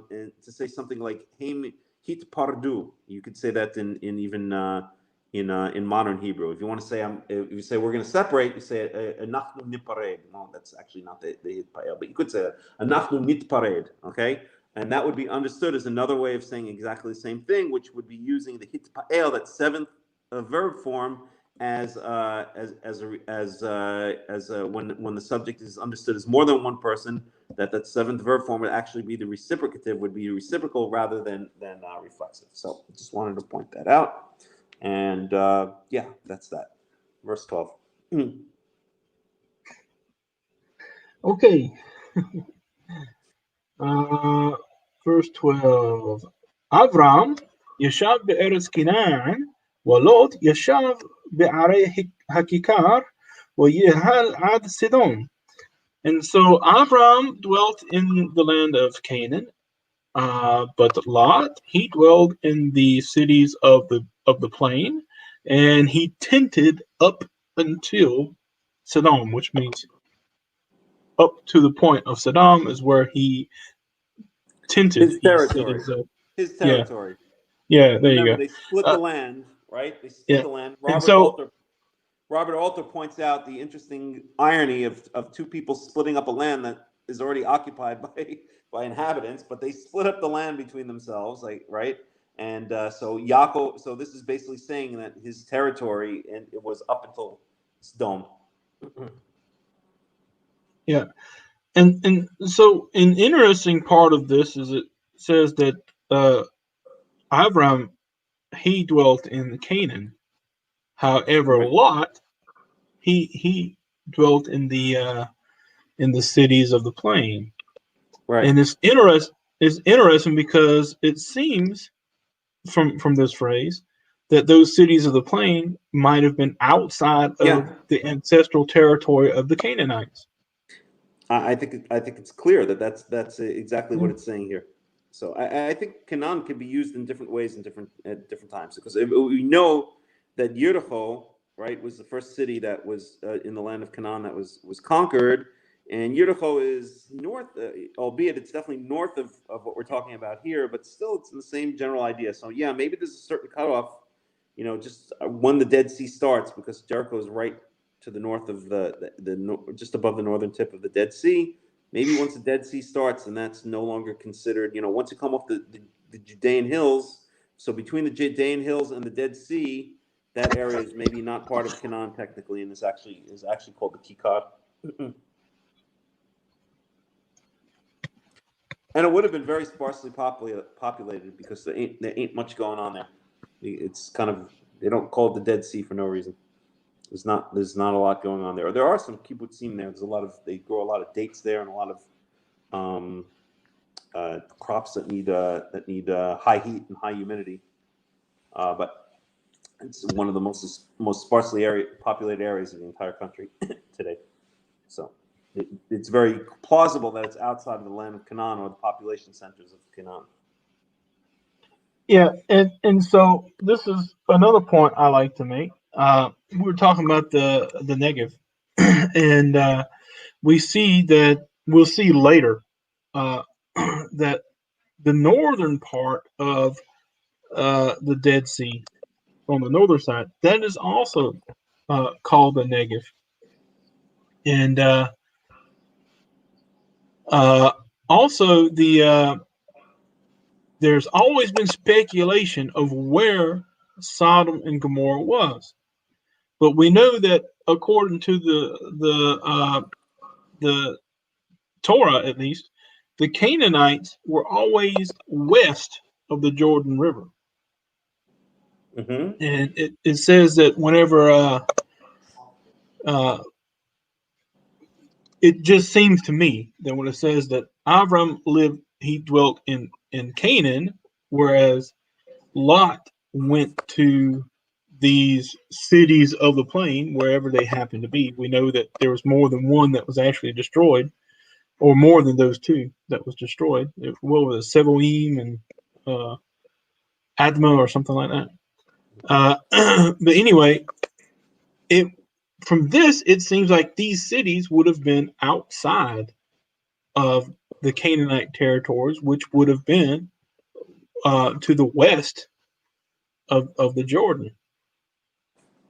Mm-hmm. And so historically, scholars have always tried to locate the the cities, Sodom and Gomorrah, in the southern end of the Dead Sea Valley or the Dead Sea area.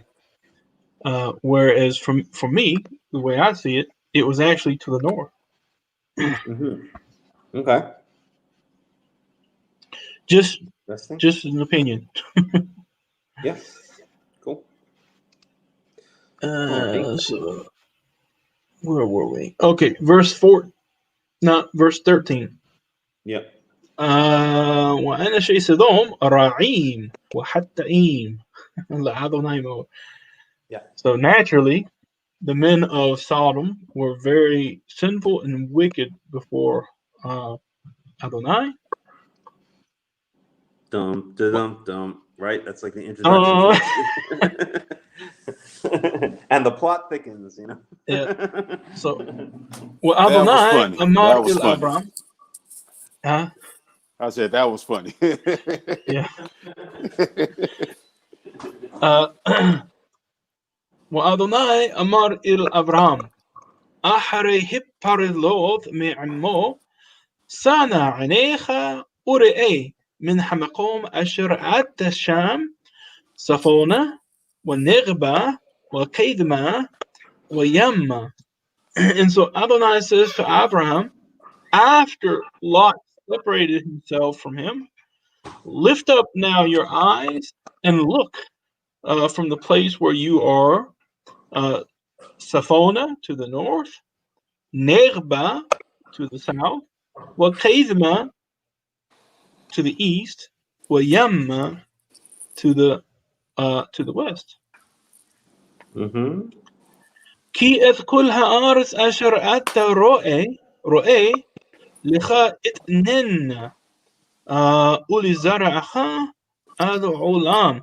For the entire land that you are looking or you're beholding, you're looking at, I'm going to give it to you and to your seed forever, ad olam, eternally.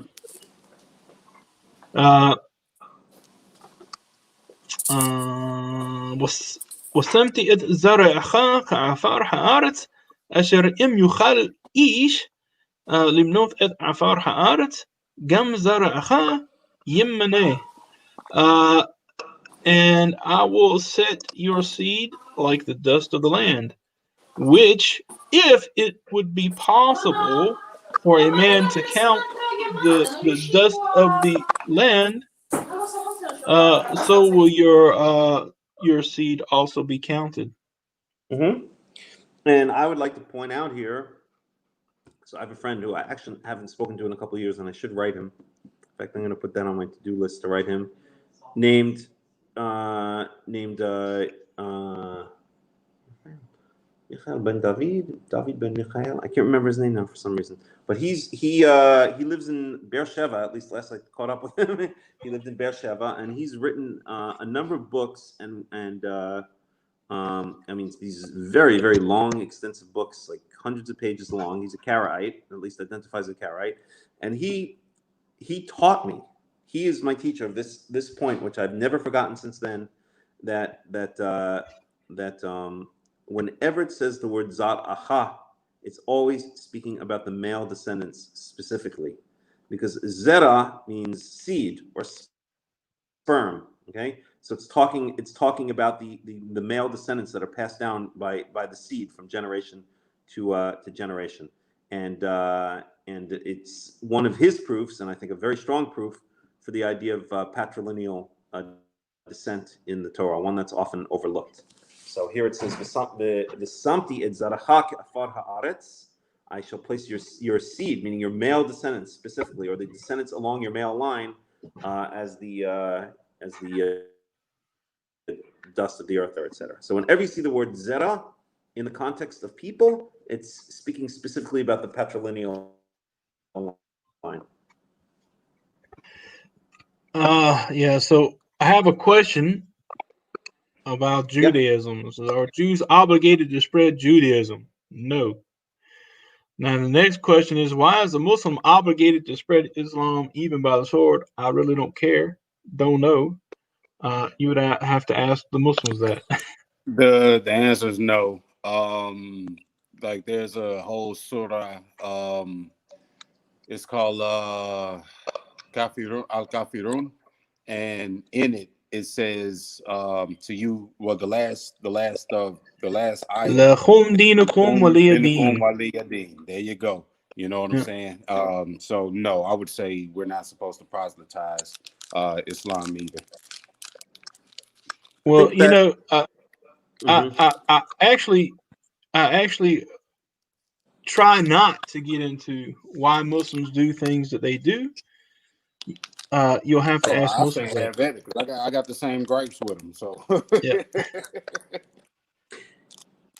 On the other hand, I mean, they are, you know, I clearly think, obviously, a Muslim society like ISIS, I don't think that's you know, has any connection whatsoever to what the Quran is trying to do, and certainly when I've spent, I'm inclined to agree.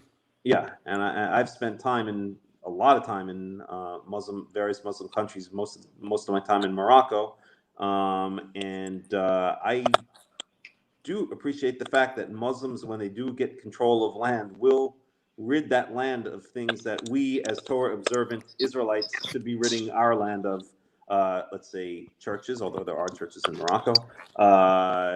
Let's say other iniquities that take place in land. In other words, I don't have in general I'm not against the idea of Muslims or Torah observant Israelites conquering land and then imposing Torah-based law within that land. The problem I would have with a bunch like ISIS is that this is very far. Not only is it far from Torah-based, it's very far from even the most strict interpretations of the Quran. But I don't think there's anything wrong with the Muslims conquered plenty of land and basically imposed the Islamic law, which is, in my opinion, very close to Torah law in many ways. Upon the lands that they conquered. And I don't see if that's what is meant by proselytizing, by taking over lands and ridding them of idol worship and ridding them of polytheism. I don't have much of a problem with that, to be quite frank. No, I'm thinking more along the lines of go ye therefore and teach all nations, baptizing them in the name of, you know what I'm saying? Mm-hmm. Like I'm not about to go out of my way with a pamphlet and say, have you heard the good news of Allah lately? You know, I'm not about to do all that. Right. You know, the Quran, and I don't want to get too far off the Torah, but just, speaking of Quranic verses, it says, "Udu ila sabili rabbik bil hikmah wal maw'idati al hasana wajadilhum billati hiya ahsan." It says, "Call to the way of your Lord with wisdom, bil hikmah, and with good exhortation." Ma'ida is something you exhort to someone. And argue with them in ways that are best. وَجَادِلْهُمْ بِالَّتِي هِيَ أَحْسَنُ. This word jadil, this is also a reciprocal. Okay, that means it's used. You have to do it in conjunction with someone else.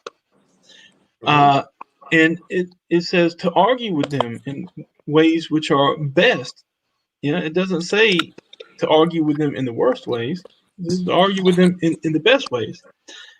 From one end of the Quran to the other, it tells you that basically you shouldn't cause anything to be hateful. There's a famous verse that you hear a lot. It says, it actually starts off, قَدْ تَبَيَّنَ الرُّشْدُ مِنَ الْغَيِّ لَا إِكْرَاهَ فِي الدِّينِ. It says, the truth has already become clear from what is the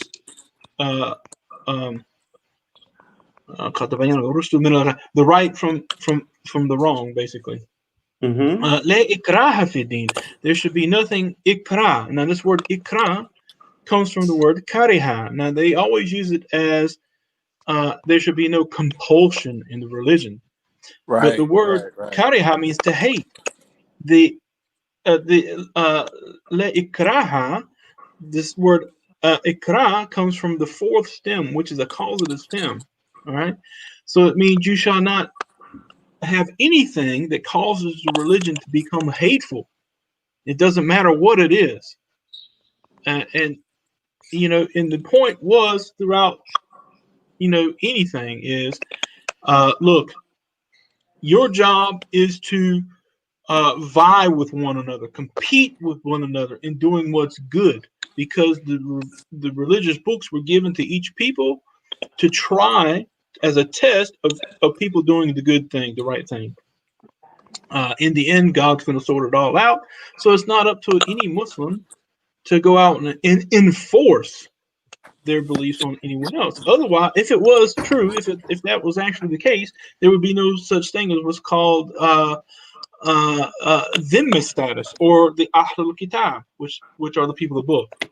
Everyone would have to be Muslim. There would be no such thing, and that's not obviously the case. So that aside, let's get back to the Torah, because the Muslims, they can do whatever they want. I don't care what the Muslims do personally. I want to talk about the Torah and what we're supposed to do with the Torah. Right on. Fair enough. Yeah. So I would have a lot to say, but we'll discuss it. Yeah, today we're reading Torah. Right. I don't really care. I can argue with any Muslim if he Sure. wants to argue with me. I don't care. I know the Quran just as well as most Muslims would know it. Mm-hmm. But I don't want to do it today. Today we have Parashath Lekh that we're trying to read through. So sounds good to me. All right, verse 14. Yeah, I ain't mad at it. So we already read that. Oh, whoops. We're on 15. Right. No, we read that one too. Oh. Getting down to verse 17. قم هتحليخ مآرت لأرقى ولرحبة لخا اتنن. Stand up and walk around in the land. The orca, which is its length, and the rohba is its width, its breadth. For I am giving it to you. Now, this word etnin, this is something I've talked about many times before. This is what's called a cohortative, and it's actually used to express a desire. He says, because I want to give this to you. ويهل أبرام ويبو ويشف بإلوني ممري. This is the Elonei Mamre I was talking about before. بحبرون ويبن شم مزبيخ لأدونai. And so Abraham tented Yehal, and he went, or he entered in, and he dwelt at the Elonei Mamre, which is in Hebron, and he built there an altar to Adonai. Now we saw at the very beginning, we have Elon More, and now we have the Elonei Mamre. As I said, More could be the Hiphil participle from Yara, or it could be the call participle from Mara. We see in the command about the stubborn and rebellious son, they use the word More there. And it's interesting that we have Mamre. We have Elonei Mamre. Earlier we had Elon More. Now we have Elonei Mamre, and Mamre is an Aramaic participle which has the same meaning as the call form Mara. So just interesting.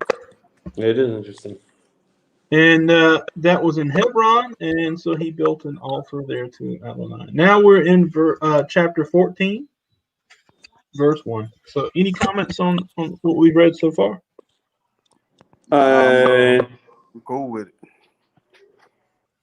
Cool with it. Okay. I'll just wait 1 second here. Now we're going to get to a really good part, which is what we were talking about at the very beginning.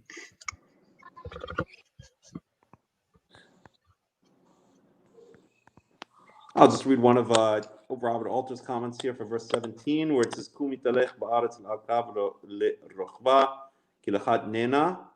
So his comment is, walking around the perimeter of a piece of property was a common legal ritual in the ancient Near East for taking final possession, and the formula, "I have given it to so and to his sons forever," is a well-attested legal formula in the region for conveyance of property going back as far as the Ugaritic texts composed in the 14th and 13th century BCE. So that's interesting. He puts that in a historical perspective. Why he says to Avram to traverse the length and the width of the land before taking possession of it. Pretty cool. Okay, so now we're going to enter into something really interesting here. Chapter 13, verse 1. وَيَهِي بِمَيْ أَمْرَفَيْل مَلَكْ شِنَعَار أَرْيُوخ مَلَكْ إِلَّسَار كَدُور لَأُومِر مَلَكْ عِلَام وَثِدْعَال مَلَكْ Goyim. And it was in the days of Amraphel, the king of Shinar, Arioch, who was the king of Elasar, Kedor Laomer, who was the king of Elam. Elam was also a Semitic kingdom, which is today called Khuzestan. Thid'al, who was the king of Goyim, which just means nations. Where they happen to be, I don't know. Verse 2. Asu milhama et Bera melech Sidon wa et Birasha melech Amorah Shinaav melech Adma wa Shim'aver melech Savoyim u melech Bela he Soar. So now we know who the king of Soar is. So it says, and they made war with Bera, who was the king of Sodom, and with Birashat, who was the king of Amorah, Shinav, who's the king of Admah, and also Shim'aver, who is the king of Seboim, and the king of the king Bela, who was Soar, or the king of Bela is Soar. Bela is Soar.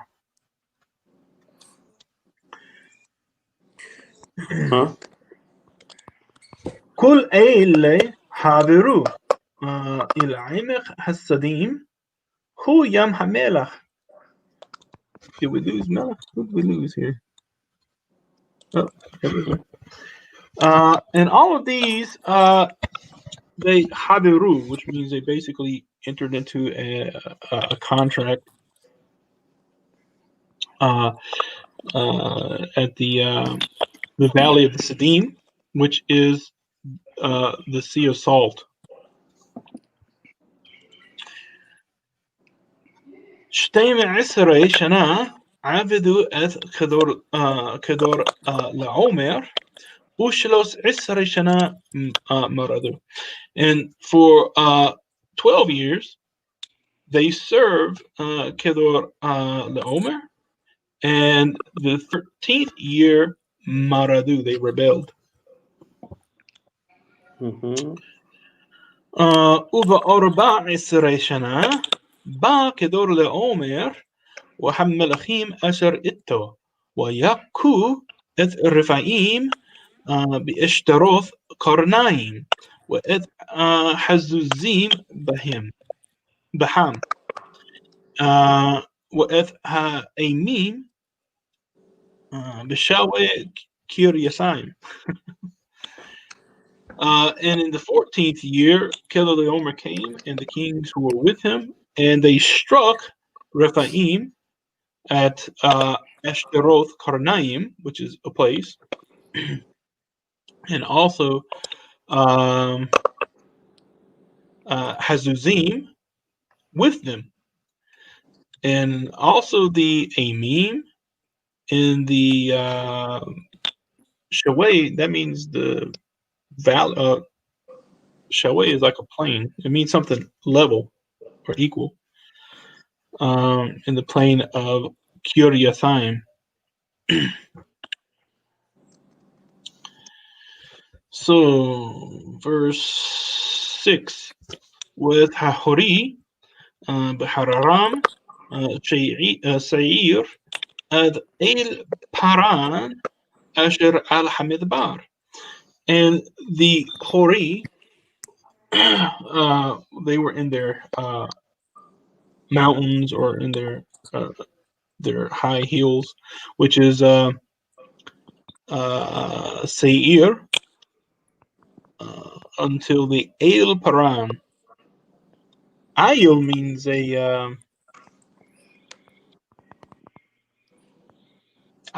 a ram.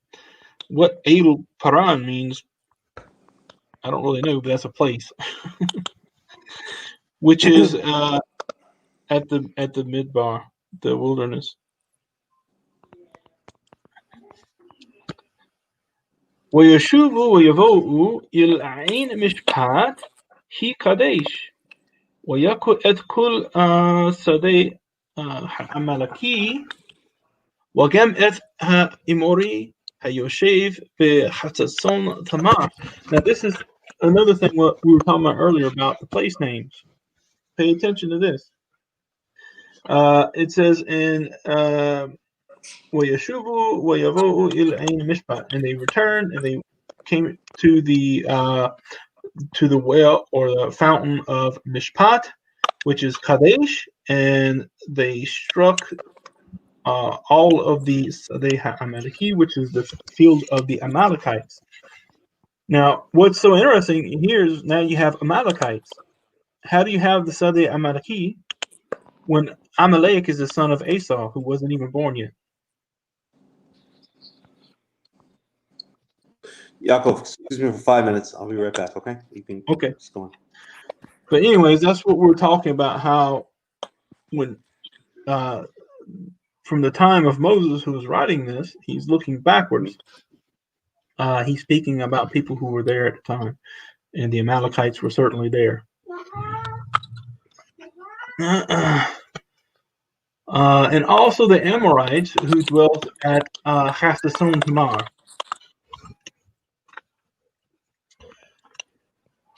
So verse 8. ويتسي ملك سدوم وملك أمورا وملك أدما وملك سبويم وملك بيلا يسوعار ويعرخوا إتم ملهما بعيمك حسدين. And so I don't know what my cat is doing back there whining. Give me just a second, or he won't shut up. Come on. Yeah, come on. Come on. Come on. Come on. I'm not going out. Anyway. Okay, guys. Sorry about that. That's what happens when you have animals. Yeah, trust me. I'm You hear ducks. You hear ducks in the background and cats. Yeah, ducks, cats, and whatever else. And so the king of Sodom and the king of Gomorrah, the king of Admah, the king of Seboim, the king of Bela, which is So'ah, they went out and they entered into, or they arrayed themselves, they stretched themselves, they set themselves up as in war with in the valley of Siddim.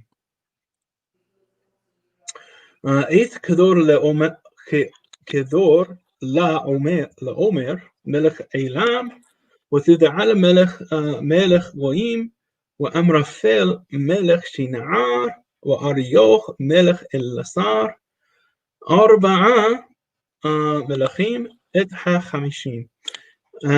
With, and so this is who they're fighting against, with Kedor Laomer, the king of Elam, Tidal, who's the king of Goim. Again, we don't know which Goim. Amraphel, who's the king of Shinar. Arioch, who's the king of Elasar. 4 kings against 5. وعمق حسديم بئروث خمار وينوسوا ملك سدوم وعمورة ويبطلوا شام وحنشأريم حير نسو. And the valley of Siddim had wells of Hemar, which is bitumen. This is tar, I think, what they call it in modern. And so the king of Sodom and Gomorrah fled there, and they fell there, and the rest, which means when it says they fell, it means they were defeated there. And those that remained, they fled to the mountains. ويقحوا أدخل ركوز سدوم وعمورة وأدخل أخلام ويلخوا. And so they took the possessions of the king of Sodom and Gomorrah, as well as all of their ochlam, which means what they had to eat, their food, and they ويقحوا أد لوط وأد ركشو بن أخي أبرام ويلخوا وهو يشيف بسدوم. So now it says, and they also took Lot and his possessions, who is the son of, who is the nephew of Abram. Ben Achi means the son of the brother of Abram. And they went while he was living in Sodom. So they took Sodom and all of its property. They also took Lot, who happened to be there, and all of his stuff. Well, they just went in there and said, "Come here, man." This my now, stuff, I just man. want you to understand, you had 4 kings here. All right, and you had the 5 kings, I think, with Kedorlaomer. Now, this is what I was saying at the very beginning. We were talking about the souls that came out of Haran with Abram and Lot.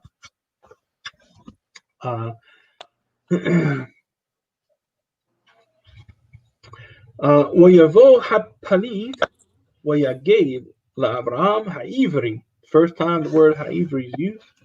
Right. وهو شوخين بأولوني ممري هائموري أخي إشكول وأخي آنير وحيم بعلي بريت أبرام. And so a fugitive, one who escaped, came and informed Abraham, the Hebrew, while he was living or residing, Shochain, at Eloni Mamre, the Amorite, all right, who was the brother of Eshcol and also the brother of Aner.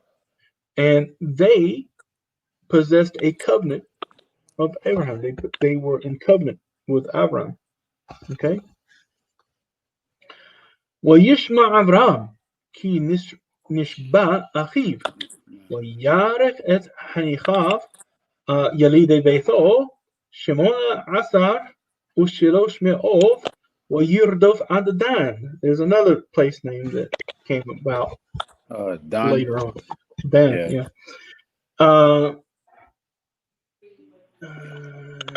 Lost my spot.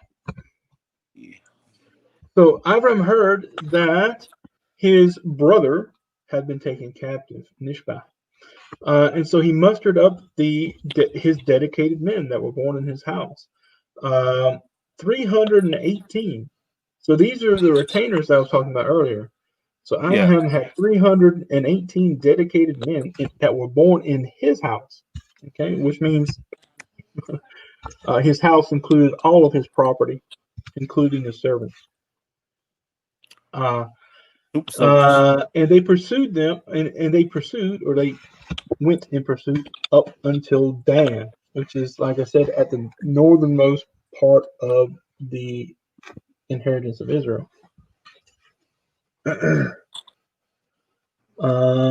ويحلق عليهم ليلة هو وعبدار ويقيم ويردفهم عد خضاء أشر مسمول لدماسك. And so it says, so he divided them in the night against them. He divided the 318 men against him in the night.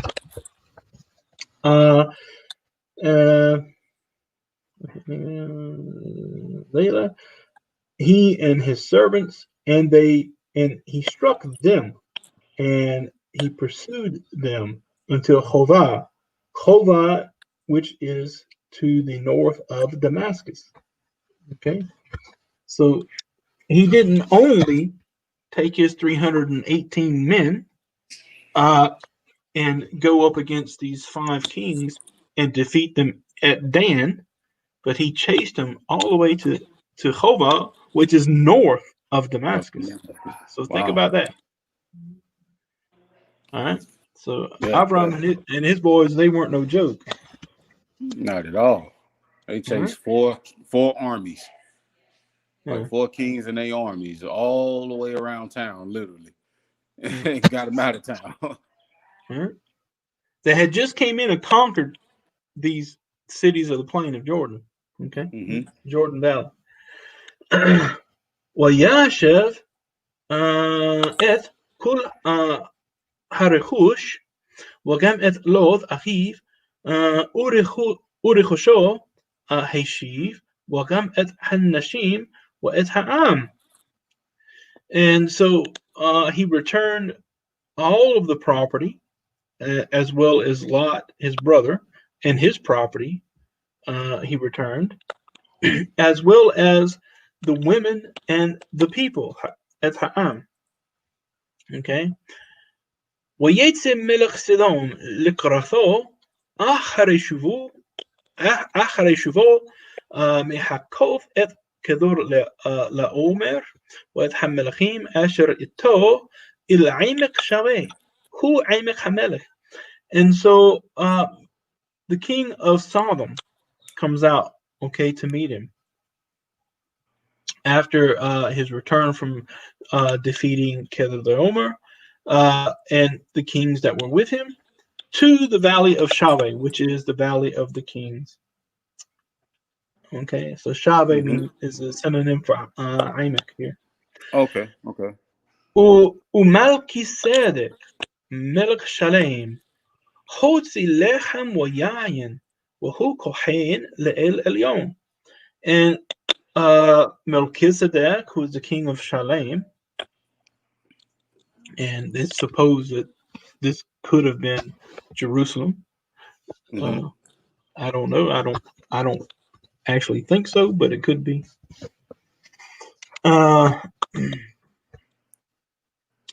So Melchizedek, who's the king of Shalem, he brought out bread and wine. He happened to be the Kohen of El Elyon. Yeah. ויברכהו ויאמר ברוך אברהם לאל עליון חוני שמיים וארץ. And so he blessed him and he said, blessed is Abram of El Elyon, possessor of heaven and earth. Kone could also mean one who formed or maker of heaven and earth, but it's normally Kone means possession, one who possesses.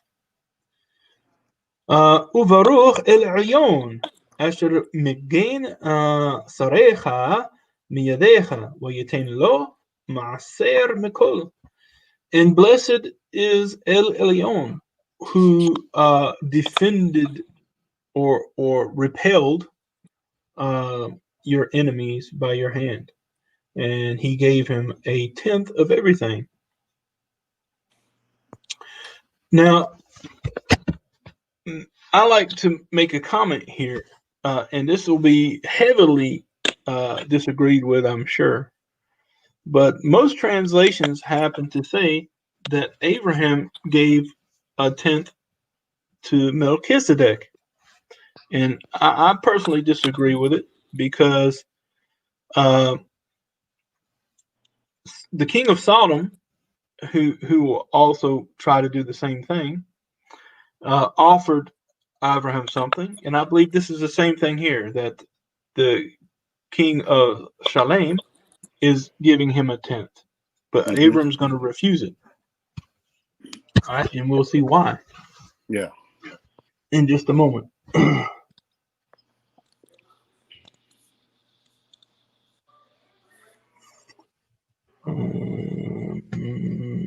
Okay. Now we're on 21. وَيَوْمِرْ مِلَكْ سَدَوْمْ إِلْ أَبْرَامْ تِنْلِي حَنَافِشْ. Here we have the same word, Hanafish, which is what we see when Abram came out of Haran. It says, and وَحَنَافِشْ أَشْرَ عَسُ. Okay, I'm on the phone. Okay, and the people or the souls that they had made there. So, Harikush Kahla. And so the king of Sodom says to Abraham, give me the souls and you keep the property. Okay. وَيَوْمَرْ أَبْرَمْ إِلْ سَدَوْمْ حَرِمَوْثِي يَذِي إِلْ أَدُونَي إِلْ عِلْيُونَ قُنَيْ شَمَيْمَ آرَتْ. And so Abraham says to the king of Sodom, I've lifted up my hand to Adonai, El Elyon, the possessor of heaven and earth. Immihut wa'ad siruch na'al wa im ikach mikul asher lach wa lo thomar anni hisharti et Avram. And so he says, I lifted up my hand to Adonai, the El Elyon, possessor of heaven and earth, that from a string, mechot, from a string or a thread. In Arabic, you have chayet, which means the same thing. It means a thread, and that's actually where you get the word hate for the letter hate. From a thread, even to the lace of a shoe. That I wouldn't take anything that is yours, so that you will not say, I made Abraham rich. Okay? So that's why he didn't accept any of that. بالعضاي رخ أشر آخلو حنعريم وحيلخ أنشيم أشر حلخو إتي عنير إشكول وممري هم يقحو حلقام. Except only that which the young men have eaten, and the portion of the men which went with me, Aner, Eshcol, and Mamre, they will take their share. Okay? So Abraham didn't take anything from any of the kings as a reward for bringing all that back. However, he said, look, these guys can take theirs, but I'm not. So,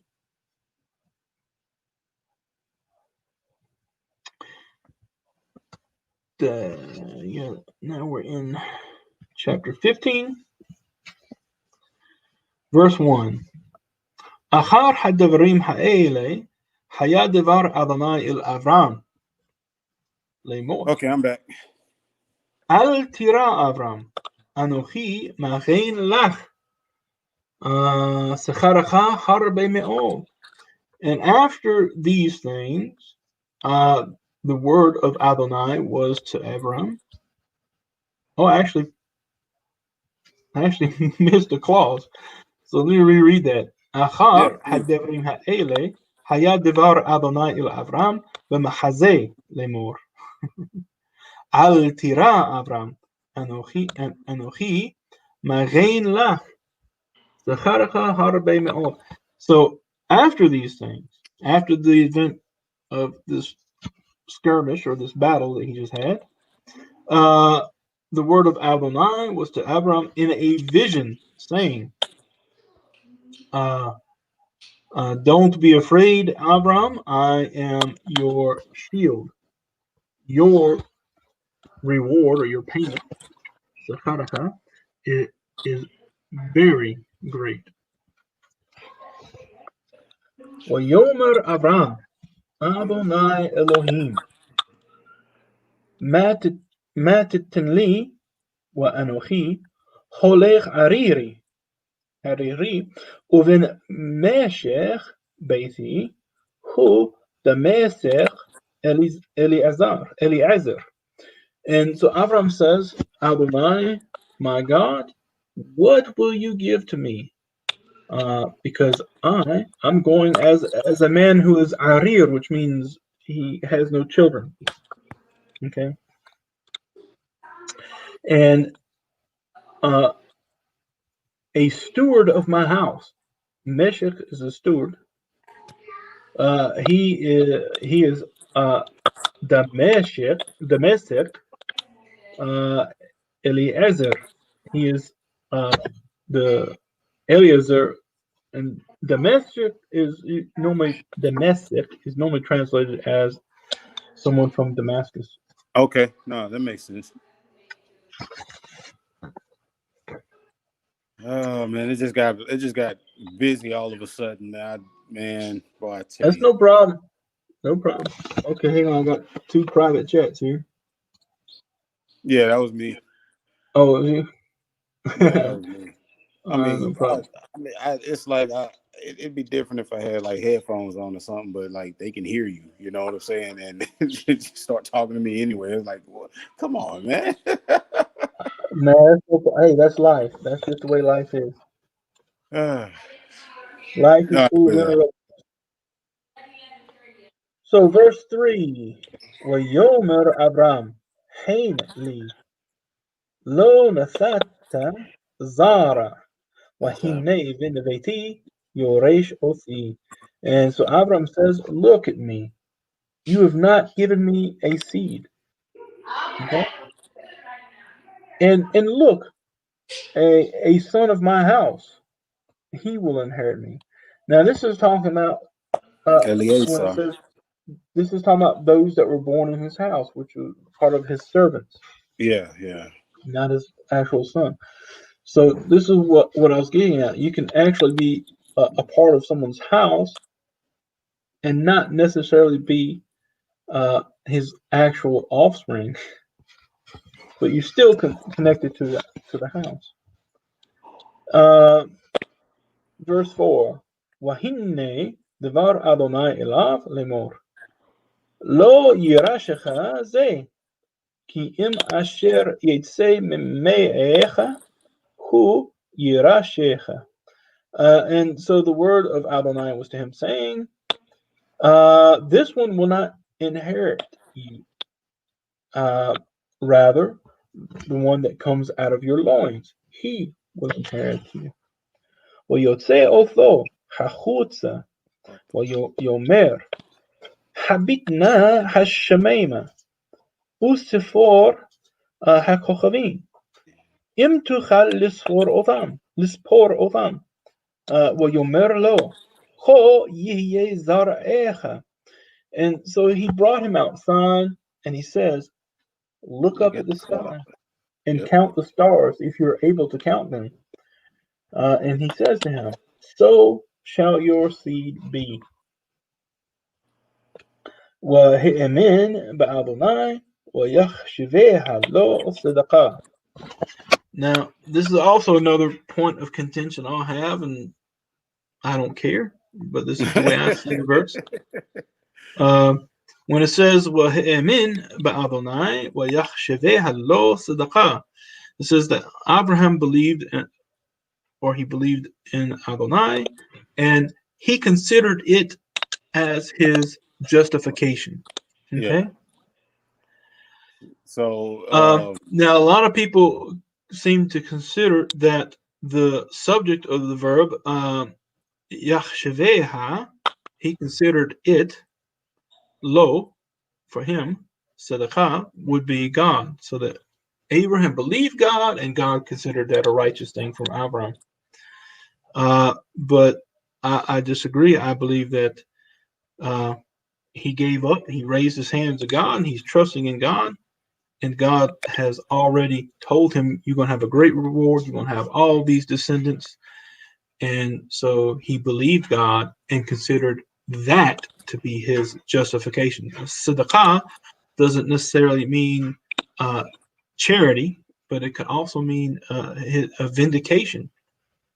Meaning you've actually gotten something finally, at long last, that was your right to have.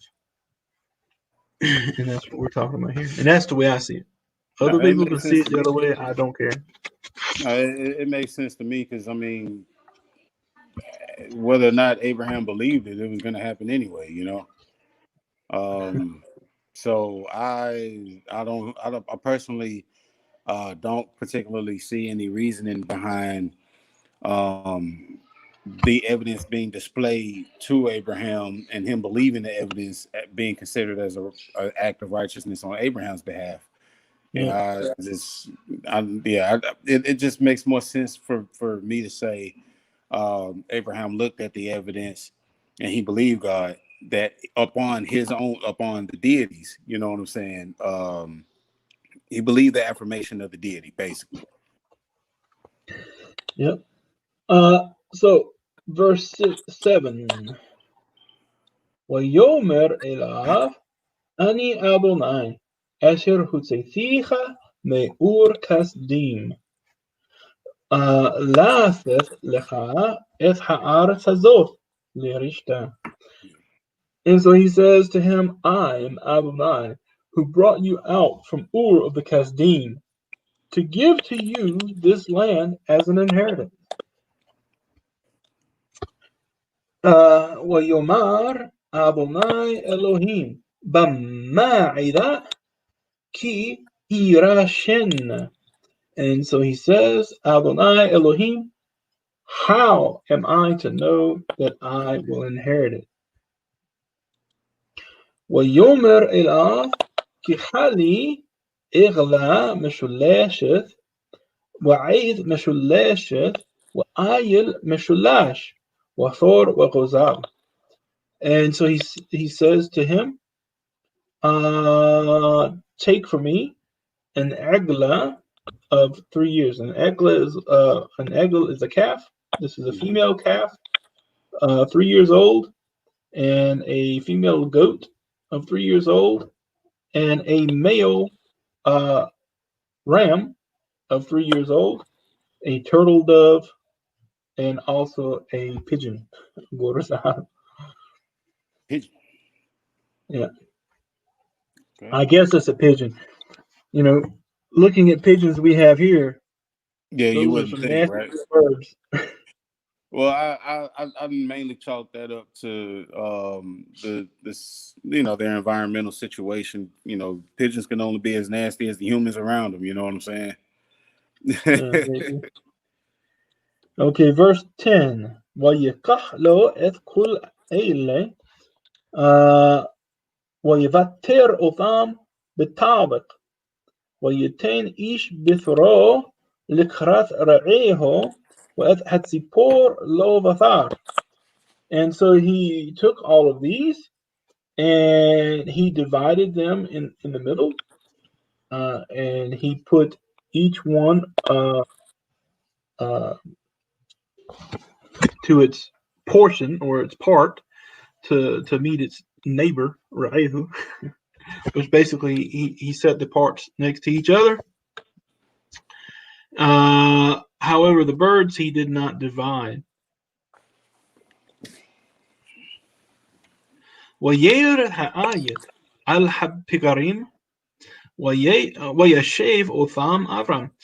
And the ayat here is one of those words that's used, it's in the singular, but it's talking about a class of birds. These are Birds of prey. Birds of prey, and ayat, sometimes they call them eagles. It could be also Okay. vultures or whatever else. Yeah, I've always seen it translated as vultures. But it's a bird of prey or whatever. It comes down on the pegarim, which is the pegar is the corpses. And Abraham pushed them back. He calls them to go back. Quick question. This is one of those insertions into the narrative that I never quite understood why it was there. Because other times you see such and such, sacrifice such and such, or such and such. He slew item of livestock and sacrificed it to such and such or whatever. But you don't really see much intervention from or predation in those terms. But here, I think that's probably the only spot that I've actually seen where vultures or something or birds of prey descended upon the corpses that were being ready for sacrifice, and there was an action of Ram to shoo them away. I don't think I've seen that elsewhere. Now, granted, I could be very wrong, but I was just wondering why the writer felt it was important to let us know that there were birds of prey trying to swoop down and steal it, and he had to shoo them off. I don't know. That's a good question.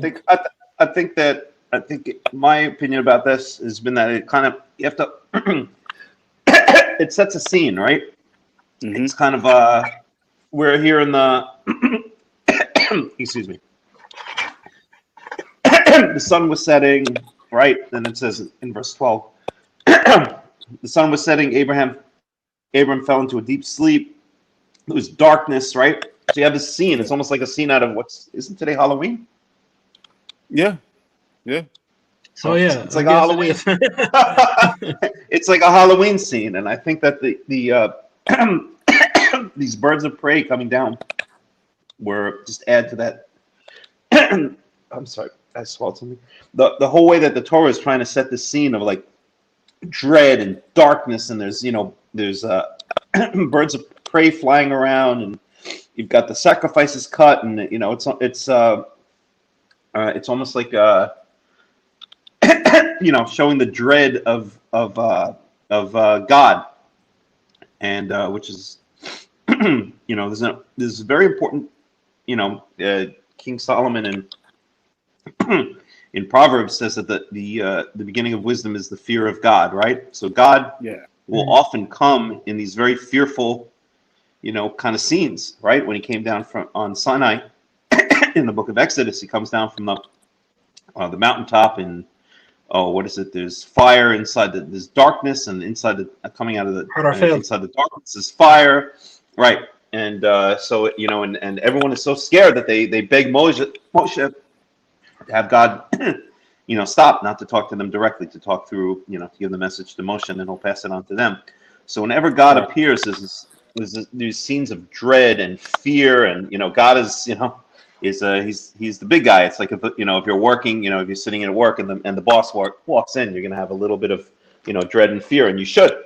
That's what makes the company work, right? And so I think that's the scene that it's trying to set here, and I think the birds of prey coming down just kind of adds to that. That's been always my understanding of it. No, it makes sense to me. Just setting the scene, so to speak. Yeah, setting the scene, exactly. Setting this this is basically the covenant. There were other mentions before about how Yoah is going to give the land to Abraham, but this is it. The Brit Ben Abitarim, the split animals covenant is basically this is where God really cuts his covenant with Abraham. This is it. This is the big one. And not only that, but it's in the context also. We were just mentioning a couple of verses ago how Abram says to him, I have no children. I'm going to have to give everything away to Eliezer of Damascus, right? Yeah. And so the context here is that now God is really revealing the crux of the covenant, which is not only that you're going to get the land, but you are going to have children from you. You're going to have your own flesh and blood children. So that's even adding. Abraham didn't know that before. That's adding to the covenant, and this whole, and that's supernatural because Abraham is already quite old, right? So he was Hariri. Yeah. Right. So this whole scene of this whole dread of the fear of God coming down and moving heaven and earth on Avram's behalf, is just the scene that is set here, because this is the crux. This is where Yoad gives, basically just lays it all out. You're going to have your own children. This land is going to be yours. You have nothing to fear because I'm with you, and you're going to have your own son who's going to take possession of your legacy. And so that would be accompanied by this scene of dread and fear and etc. So Okay, listen, I need about 3 or 4 minutes. Sure. We're gonna do Havdalah. Shabbat is now over. Shavua Tov to everyone. Okay. And I'll be right back. Okay. all right. Okay. Which verse are we in exactly? Specifically. We are at 12. 12. Genesis 15, verse 12. Yeah. Shemesh Labo. Yeah. Yep. Okay. Sounds good. All right. So I'll pick it up from there. Okay, go for it. And let's see. Yep. And I'm going to read also. Let's see what Robert Alter has to say about that. Verse 11, carrion birds, he translates it as, unaccountably, most English translators render this collective noun as birds of prey, though their action clearly indicates they belong to the category of vultures, not hawks and eagles. Okay. Verse 12, Vayhi Hashemesh Lavo, and as the sun went down, Utar Dema Nafla al Avram, and they usually translate this as a deep sleep fell upon Avram. And here Robert Alter says regarding deep slumber, he says this is the same Hebrew word Tar Dema used for Adam's sleep when God fashions Eve, Right. which is very interesting. Al Avram behine ema chashicha gdola nofelet elav, and behold, a great fear and darkness, ema chashicha, or I would say ema chashicha gdola, a great dark fear fell upon him. Okay, so that's verse 12. Verse 13, Wayomer le'Avram Yado teda ki ger yihye zarcha be'eretz lo lahem, and he said, God said to Abram, Yado teda, you shall certainly know. Right, that's how ancient Hebrew often conveys emphasis. Okay. Right, that's why it's often translated as "you shall certainly know," or "you must with surety know," or something like that. Let's see how they translate it here. Verse 13, know for certain. Okay, so in ancient Hebrew, that mood is expressed by repetition of verbs. So here it says yadoa, of words, I should say, yadoa teda, and both are forms of the verb yodea, which means to know. So yadoa teda, you literally, maybe you could translate it as you will know that you shall be a sojourner, etc., etc. But usually it's translated as you shall certainly know, or you shall know with surety, right? So whenever you see repetition of a verb, it's representing, it's expressing emphasis. like the Nachash in Ganadan. It's a law mortimutun or something like that. It's a repetition of the same verb twice to express that. Exactly. Okay, all right. I just wanted to connect the dots. I got you. And it's very common. You'll see this many times. I'm gonna venture to say maybe hundreds of times throughout the entire Tanakh that this word structure. We have the repetition representing emphasis. Okay, kiger yeheh zaracha, and I'm just curious to see how, since this is such a key word, I'm curious to see how Robert Alter translates ger here. I was about to set, a deep slumber fell upon Avram, and now a great dark dread came falling upon him. And he said to Avram, know well that your seed shall be strangers in a land not theirs. Okay. So, Yomer la'Avram yado teda ki ger yeh zaracha be'eretz lo lehem be'avdum ve'inu otam 400 shana. So this is clear prophecy for Egypt, right? Yeah. When the children of Israel are going to go down to Egypt. Okay, and let's see here. Vidor Revi'i Yeshuvu Hena. But the fourth generation, and here's an example where it says v, which is usually would be translated as and, but really in this case means but, right? However, the fourth generation, Yeshuvu hena, they shall return here. Kido shalem avon ha'emori ad hena, because the sin or the iniquity, they usually translate avon is usually translated as evil or iniquity of the Amorites is not yet complete. And this is a very, very loaded verse. I've discussed this verse with many people and the implications of this verse. And let's see for 1 second. Unfortunately, would seem to be an obvious contradiction of the previously stated 400 years. Some scholars have argued that the Hebrew dor does not invariably mean generation and may here refer to lifespan or time span. Okay. Again, I really like this Robert Alter guy. So okay, now I might have to get a copy of that. Yeah, you can get it online. It's real simple. It's I have the ebook, and it's really it's online, easy to get. It's Okay. I don't know how much it costs now. I think I paid like $15 for it, maybe $20, something like that. Oh, man, It's not called bad, not The bad. 5 Books of Moses. By Yeah, Robert not bad at Alter. all. Yeah, definitely worth it. Okay. Mm-hmm. Yeah, whatever Yeah. he said in Hebrew. So the yeah, implications of it's just this different forms of the word 5, basically. okay. So the ki lo shalem avona emori adhena. So I will ask, this is a question: why is this such a significant verse when it comes to the understanding of what the rabbis might call the seven Noahide laws, or the responsibility of, according to the Torah, of non-Israelites to keeping parts of the Torah at least?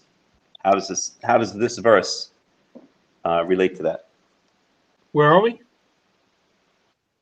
We're in verse We are chapter verse, 15, verse 16. Yeah. ודור רביעי ישובו הנה כי לא שלם עוון האמורי עד הנה. Oh yeah, because in order for them to have I know you know, Yaakov. I'm not. Hello. Oh, okay. I'm not asking you. Because we've discussed this verse before. I think a similar verse is very similar. Okay, so but go ahead. Since you already started to answer, go ahead.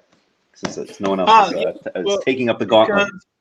We see in the Torah that the Israelites are warned, hey, you have to keep these ordinances, these mishpatim and so forth, because if you don't, then the land will spew you out, vomit you out, like they vomited out the people from before. Okay. Yeah.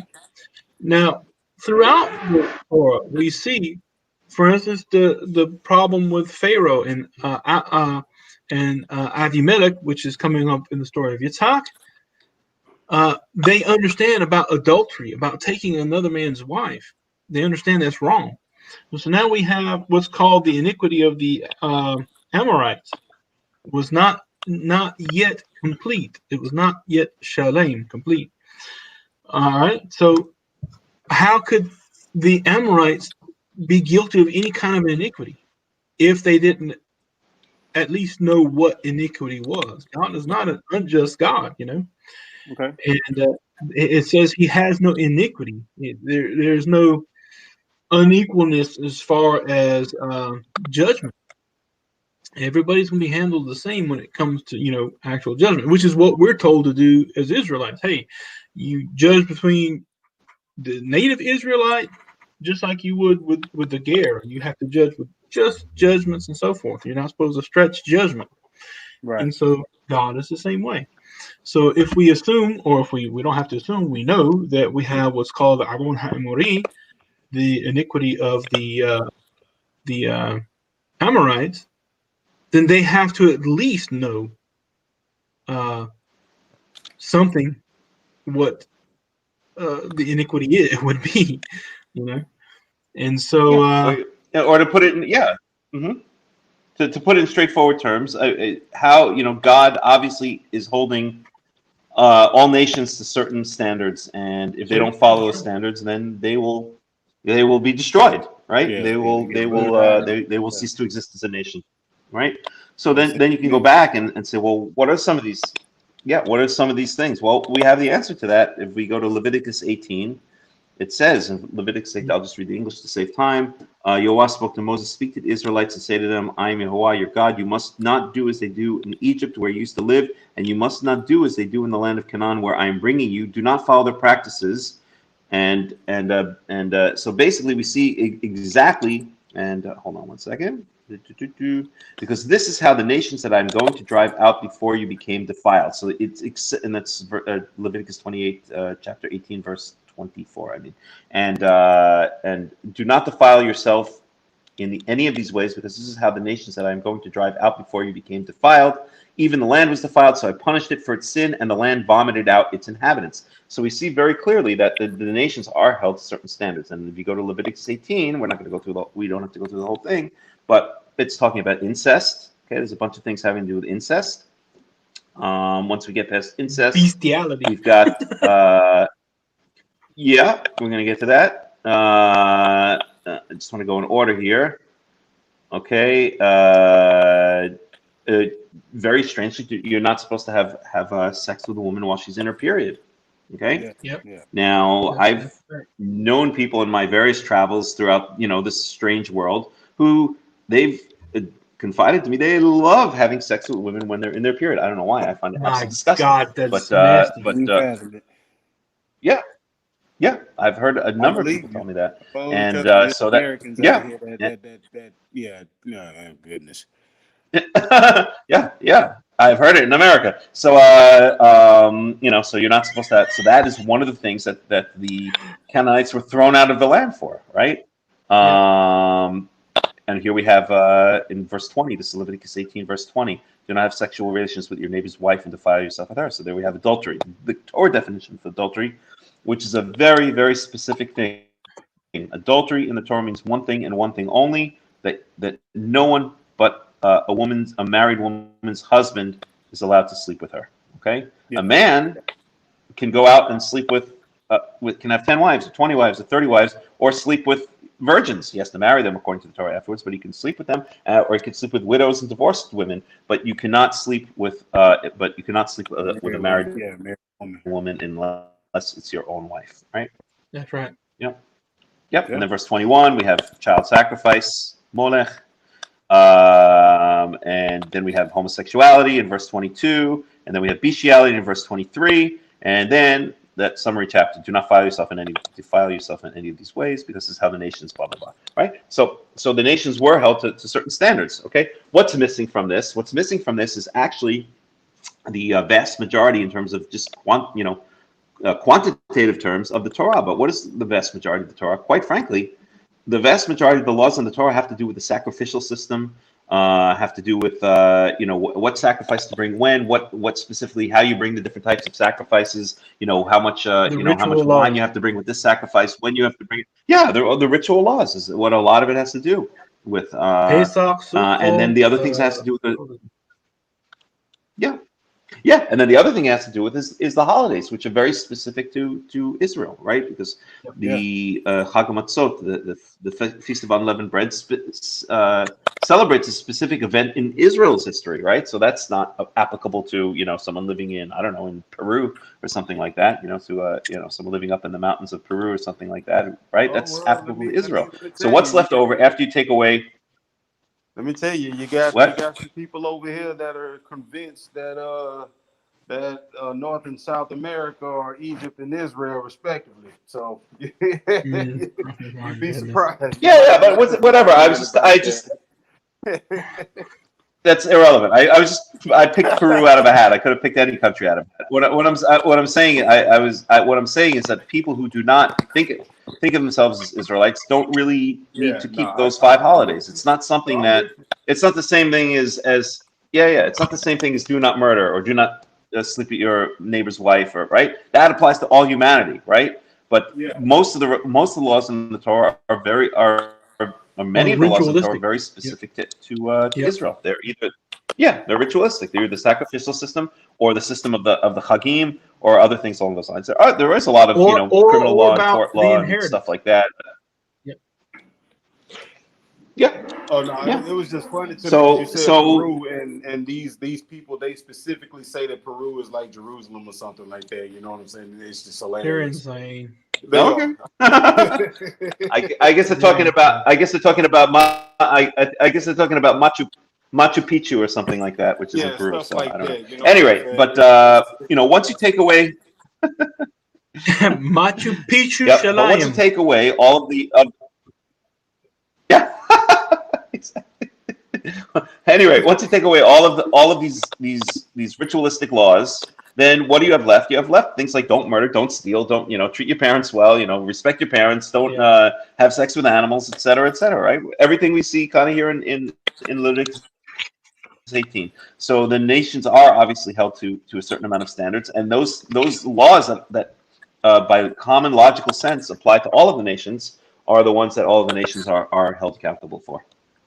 Yep. Anyway, And, so I forgot how we got into that. We were talking yeah, about, we we were were talking about the sin of the Amorites. We were talking So- about the Noahide laws, and Right. while Right. there is no doubt, And this is a key verse. no doubt, Understanding. yeah, while there's no doubt at all that the nations have their own version of what's right and wrong that's expected that they follow, also from God. Okay. The idea of just these 7 Noahide laws is nonsense. There's a lot more than that. Exactly. Although I have to say that the Noahide laws do cover a lot of those same laws. So, for instance, Yeah, they it talk does. about not eating the blood of an animal, which was a commandment clearly given to Noah for all of humanity, right? Although they phrase it differently, they call it Ever Minachai, which means not eating a limb off a live animal, which some societies do. And then they have sexual immorality, idol worship. I think adultery is another one, so that accounts for 4. Then they have to set up systems of justice, so that accounts for 5. I can't remember the other 2. So quite frankly, the Noahide laws do cover, a large majority of these types of laws, but I don't think it's exhaustive. And the example I always like to give is I think that kashrut, what we call kashrut in this day and age, the idea of clean and unclean animals or pure and impure animals applies to all of humanity. And we've seen this. We saw this in last, when we saw how the 7 pairs of the clean animals were brought onto the ark long before the Torah ever mentions to Israel, that they have to eat clean animals and stay away from unclean animals. So I think it does cover a lot, but I think there's a lot more. And finally, I would say that the nation certainly can look at the rest of the laws of the Torah for inspiration. So, for instance, what would be another law that comes to mind? You must have 2 witnesses, to decide a capital case. Or if you bear false witness, then against your neighbor, then whatever you intended to be the punishment, or whatever that bearing a false witness would have caused, whatever punishment would have been given to your neighbor is now given to you. All right, so that's an example of a wise law that other nations, when they institute their court systems, can take into account, and some do in many ways. There's a lot of nations that have their law systems, at least in name, nominally, based on quote unquote, Judeo-Christian traditions. So look, it's been 3 hours now.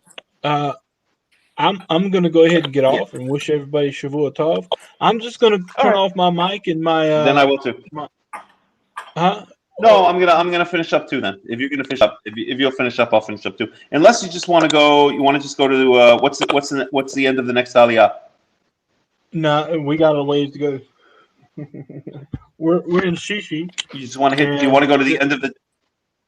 So No, how about just until the end of the chapter, which is another 4 verses. Another 4 verses. Okay, we can do that. Yeah, can I I convince you that? Yeah, it's a deal. It's a deal. The art of the deal. Verses. Okay. So, verse 17.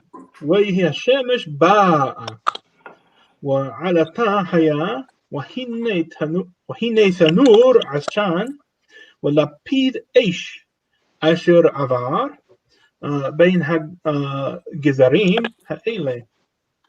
And it was that the sun was going in, sunset, وعلى تحيا, and the alat is darkness or something, and it was dark. Yeah, Well, Robert Alter translates it as a thick gloom, and I think Yeah, it's. I thick gloom. think I don't know if it appears anywhere else in the Tanakh. As a And matter of it fact, says there's in 4 a places. In the smoking, Tanakh. and behold, a smoking oven, a tanur is an oven, a smoking oven, and Right. a flame of fire that passed between these parts. Talking about the parts of the animals. ביום ההוא קראת אדוני את אברהם ברית לאמור, לזרעך נתתי את הארץ הזאת من نهر מצרים עד הנהר הגדול, נהר פרת. And at that day, Okay, or if I on could that just day, point out. Yep. I was just going to translate real quick. Go ahead. And on that day, Go. Adonai cut with Abraham a covenant, saying, to your seed I will give this land, from the river of Egypt to the great river, the river Parashath, which is the Euphrates. Yep. Okay. Point out just a couple of quick things here. So the word alata. I'm sorry, alata we already said is it's translated here as a thick gloom. But then we have a tanur, which usually is translated as a furnace, right? And it's ridiculous. Furnace. What do you we picture like when I picture that in my mind when I first read it many years ago, I thought of like those furnaces they have like in the like the tenement apartments like in New York City or something like that, like with the the metal lines. I picture like this big furnace going back and forth or something. It's like, what is this? A furnace? What is talking about? Anyway, Robert Alter, for whatever it's worth, translates it as a brazier, Brazier, which I had no idea what that meant, so I looked it up, and it means a portable heater consisting of a pan or stand for holding lighted coals. So it's maybe like like you would see in maybe a church or something like that, like what do they call it? A censer. Yeah, like a censer, censer, where you would hold coals on it or something like that. Maybe like you can think of it maybe like a barbecue grill moving back and forth or something like that. I don't know. Anyway, so the other thing I wanted to, that's that. All right. The other thing I wanted to point out is, very importantly, one of my favorite Torah scholars of all time is a man named David Daub. It's very hard to find this stuff on the internet, but if you look, you can find in like a JSTOR, JSTOR, if you know what that is. It's like a repository of Jewish scholarly articles, et cetera, et cetera. But he was the first one. Yeah, good stuff. He was the first one to point out to me when I was reading his stuff. He didn't point out because he was already dead at the time, but his articles, he points out in his articles that it was very common ritual practice in ancient times to solidify covenant between two people by cutting animals in half. You would cut the animals in half, and then the animals would be laid on each side of one across from the other, and then the two people they would break bread together and say the covenant, and then each person would take, if I remember correctly, I might be wrong, it's been a while since I read it, take one half of the animal, and then they would state a curse, something like, if you do not keep your end of the covenant, may this happen to you, or something along those lines. I may be off a little bit with the details, but that was the basic idea, something along those lines.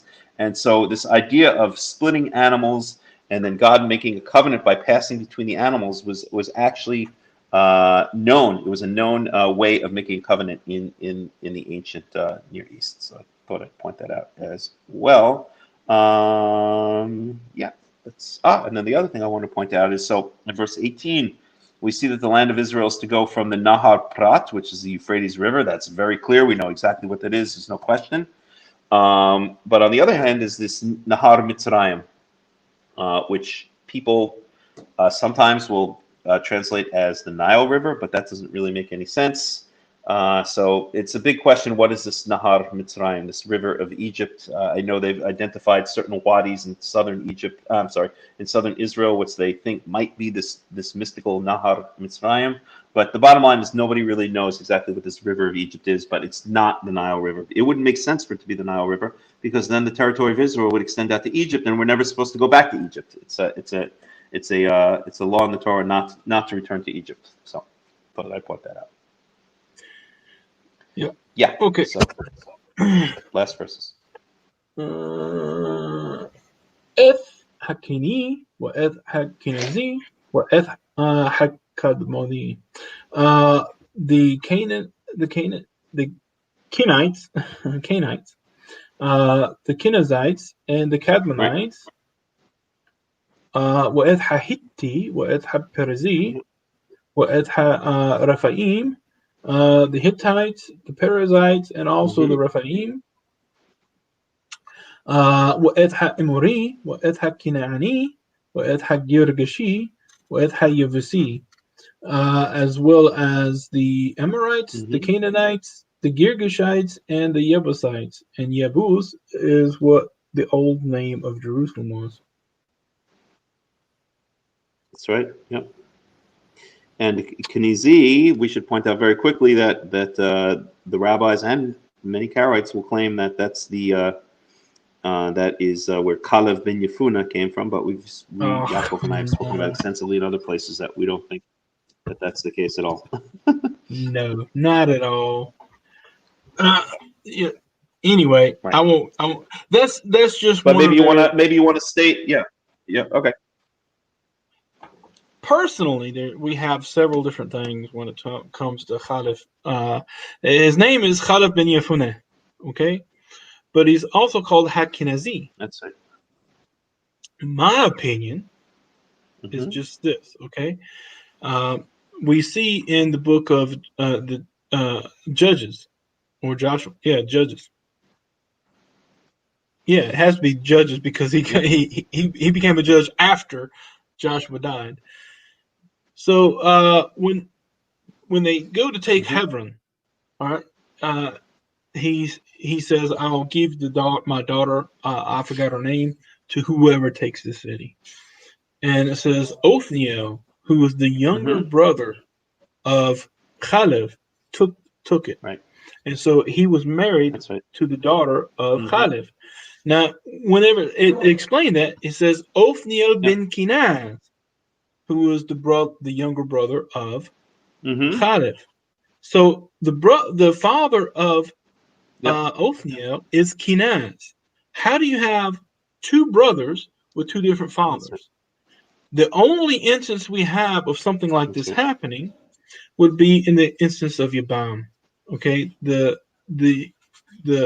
brother who dies, the living brother takes his wife, has a child, and that child technically becomes the dead son's or the dead brother's son, so that his name wouldn't be removed from Israel.